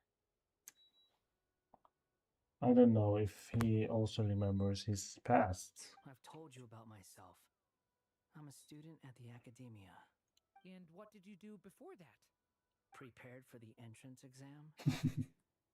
All right. If you really don't want to talk about it, I won't press you any further. He was an harbinger. He was the kid of Raiden Shogun. I was a puppet built from the branches of a white tree, using technology left behind by the Conrian schools of mechanical engineering. Talking about a white tree? You mean an Irminsul tree? Yeah, that's what I'm talking about. Yes, a branch of Irminsul that was once connected to the main tree. So you had a human creator too? Yeah, but my creator abandoned me after deciding that I was a failure. Talking about Raiden Shogun. After that,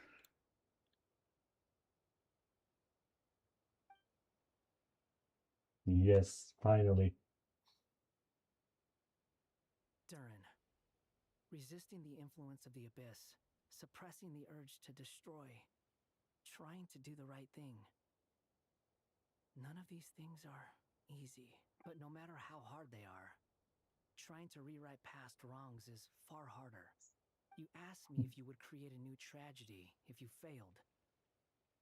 I told you there was no point speculating about that, but the real answer is yes, you absolutely will. That guy. But at least you've got people here to help steer you away from the wrong path. So, just keep aiming towards the light. I will. I promise.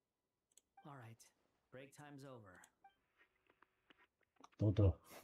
Hello, Durin speaking. Hello, friends, it's me. What have you been up to, I'm detecting some unmistakable fluctuations here at the border.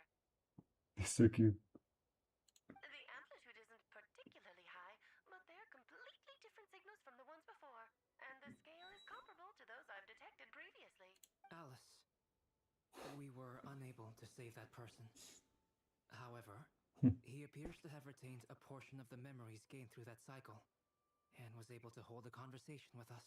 I see. Well, that is rather odd indeed. It definitely merits further attention. Could I trouble you to keep trying the same approach? I need to gather some more data. Counting on you. I should probably have Nicole come and check this out as well. Song of the Welcome Moon, Act of Complete. Combats. If not clearly back to Italy, or remember using Statue of the Seven, There you blah blah are. blah blah. I was worried you might stop to collect treasure chests opened by the Seelie along the way. It would have taken you so much longer to get here. Another conversation I cannot hear.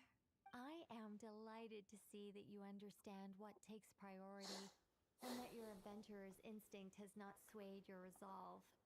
Really, I must applaud you for it. You should know. Paimon's head. Okay, I'll try and keep it short. My senses are telling me that this is where we shall find the entrance to the ruins. Oh, cool. Well, what are we waiting for? patience. This was a sanctuary of great importance to the Hyperboreans. A special process is required to open the gate. Oh, like the place that housed the Eternal Moon's marrow? Seems like the ancients were very fond of making tricky gate puzzles. Okay, so what's the plan? Need us to do anything? And just a short version, if you can. Ah, all right then. I was planning to start with some background on the invention of these techniques. Are you sure you don't want to hear it? It's quite informative. Remember what you were saying about priorities? Fine. Simply put, we need 3 human representatives to successfully undergo a process of Kuvaki resonance.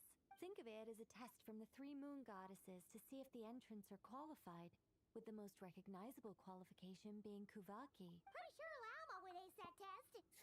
Oh, wait. But we need 3 people. I also have no doubt that the moon chanter would be qualified, but we would need 2 other people with the same constitution. Nefer and I don't know other one. Therefore, the most feasible method is not so much to follow the rules, but to figure out how the test functions and find a workaround. I've done some research, and it turns out the mechanism is rather crude. We'll simply need humans to stand before it who have sufficient Kuvaki energy within them. Of course. I'm with you so far. How do we get the Kuvaki in them? The easiest way would be transfusion. Take some Kuvaki from Nodcry's soil, put it into the bloodstream, and get it circulating in the body. I'm confused. So we're going to cheat on the test? Precisely. There are other methods, but this is the simplest one. Cheating the system is much easier than trying to hide from it. Huh?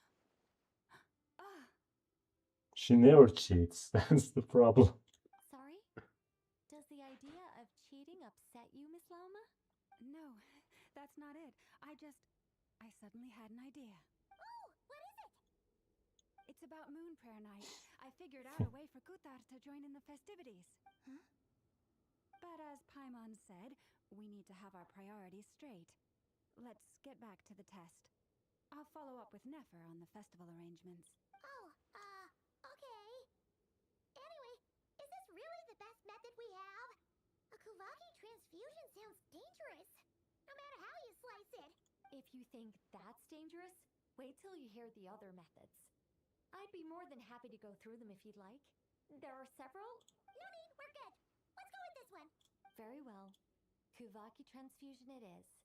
Now, I should mention that the risks can be greater or lower depending on individual compatibility. It would be rash to simply infuse the Kuvaki and hope for the best. If the body rejects it, the reaction can be quite severe.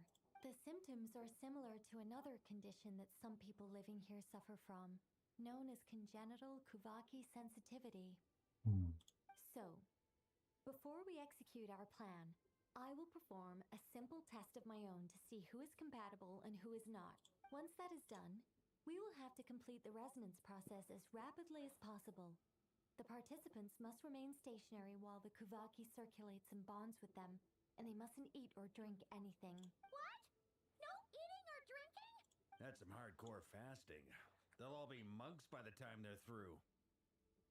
How long will they have to keep that up? 3 days. Oh, that's so long! And we still need to find 2 more people who are not just compatible, but also willing to volunteer. Fasting? What are they talking about? Fasting? That's interesting. I'm willing to volunteer. Really? Don't you want to think this through? Haha, count me in too. 3 days without food? I can handle that. Miss Nicole has made it clear that this is the easiest way. The way I see it, there's nothing else to discuss. It's time to step up. Yeah, you're right. In that case, Paimon volunteers to be captain of logistics. She'll keep the fires lit and grab some spare clothes to keep you comfortable. Good work, Paimon. Then we'll start with you first, traveler. Please step forward.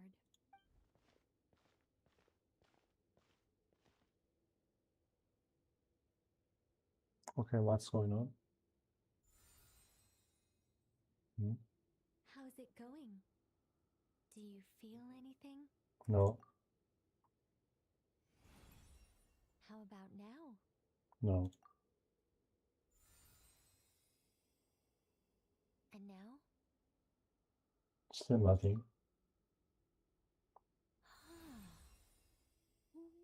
What about now? Did you do something? You guys, it's not a competition, you know. All right, I'm officially impressed. Even as a descender, you can withstand far more than I imagined. It's like I summoned a giant stone titan to arm wrestle you, and your arm hasn't even moved an inch. In my last attempt, I infused 5 times the amount of Kuvaki required. That much? Yes. Safe to say, compatibility won't be an issue for you. You're eligible to join. You're next, Mr. Barca. Sure, here goes nothing. All right. I'll start where we left off. 5 times the required Kuvaki dose. Whoa, whoa, whoa, hey, wait a minute. What? How's it going? I feel nothing, but he just died. No, not great. I kind of want to puke. Feels like I've been drinking too much. A few bottles of wine, then a big stein of Dark Horse. Some hard liquor from Liyue mixed in. You think this is funny? I just lost to a young lady in an arm wrestling contest. I'm never gonna live that down. You're still cool, bro. No problem. My apologies. I'll lower the concentration and try again. Oh. How's it going now? I'm not as dizzy as last time, but I can still feel it pulsing around. In that case, you wouldn't be an ideal choice, Mr. Barca. Let's try someone else. Okay. Let's go ask some of our other friends then.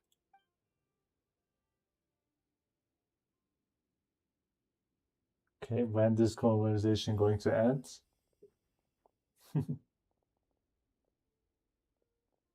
I'm sure Lama can do it. No surprises here, Miss Moonchanter.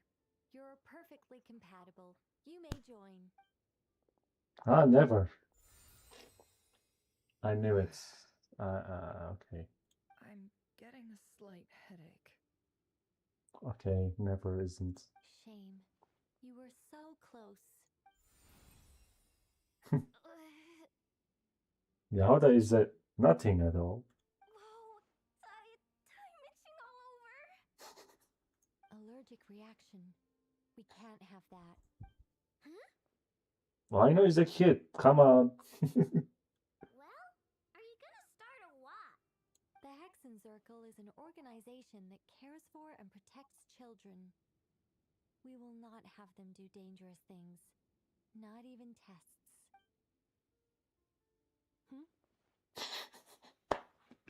Enough is a robot.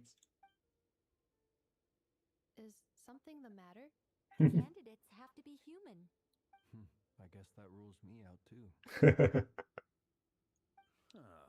Everyone except the Moonchanter got beaten. Guess I don't need to feel so bad after all.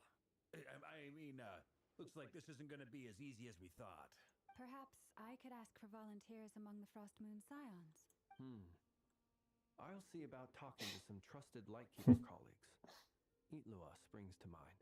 In fact, I think we had some former Frost Moon Scions join our ranks recently. Can you give me the scientific explanation for how the test works? I can probably make some kind of test bot. Then we can just zip through Nasha Town, going up to people and pressing a button to check their status. Wouldn't that be way easier? No. Wow! No elaboration for once.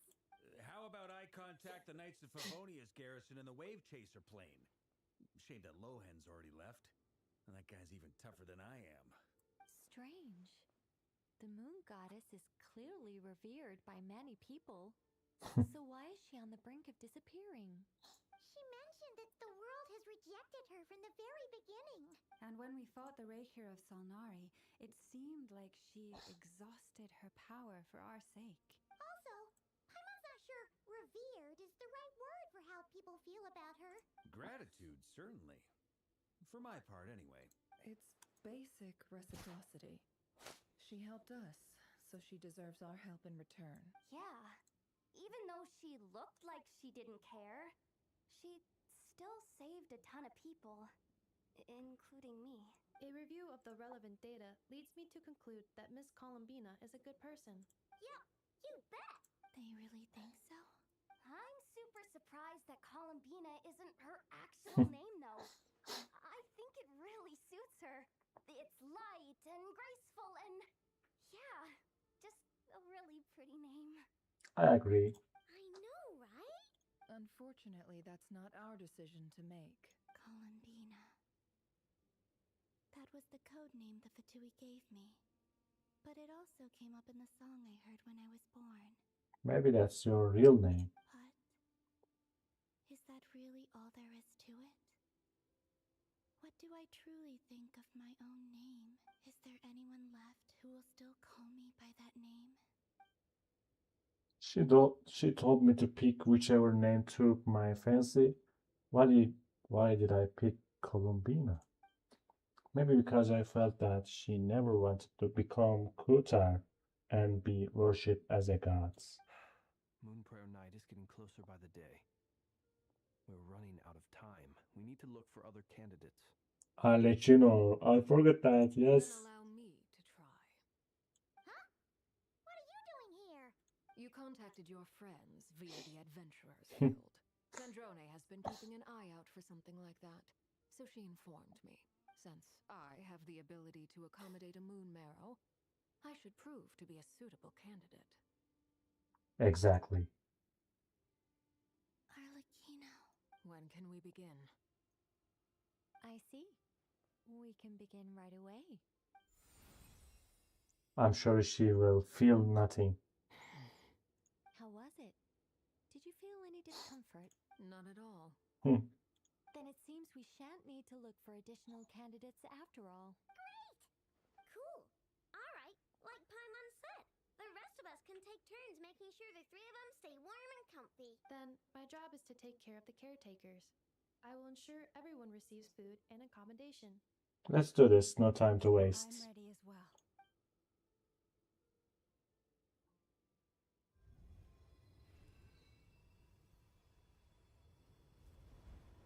Okay, are we going to get a cutscene here? Maybe. Or not.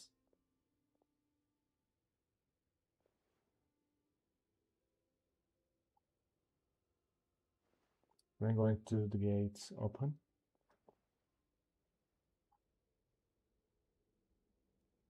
Ah, I see. Yeah, it's been few days. We're standing there and standing like that, I guess.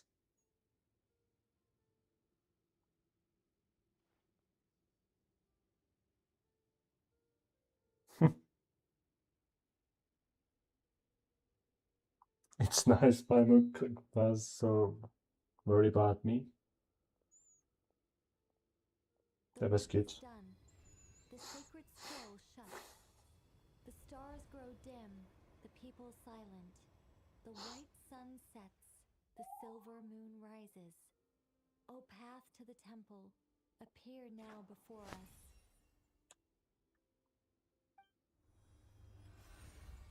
Okay, the gate is open. It really opened! So that's what all this is about. They've been trying to open this gate. Come, let us enter. It might be best to eat something first. Take care to chew properly and swallow slowly. It will give your body time to readjust to the digestion process. Look at Paimon and I know. They will head in soon. They will need to enter this gate.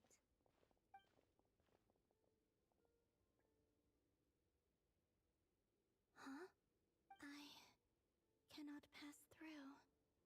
Is it because I have no physical body? Probably.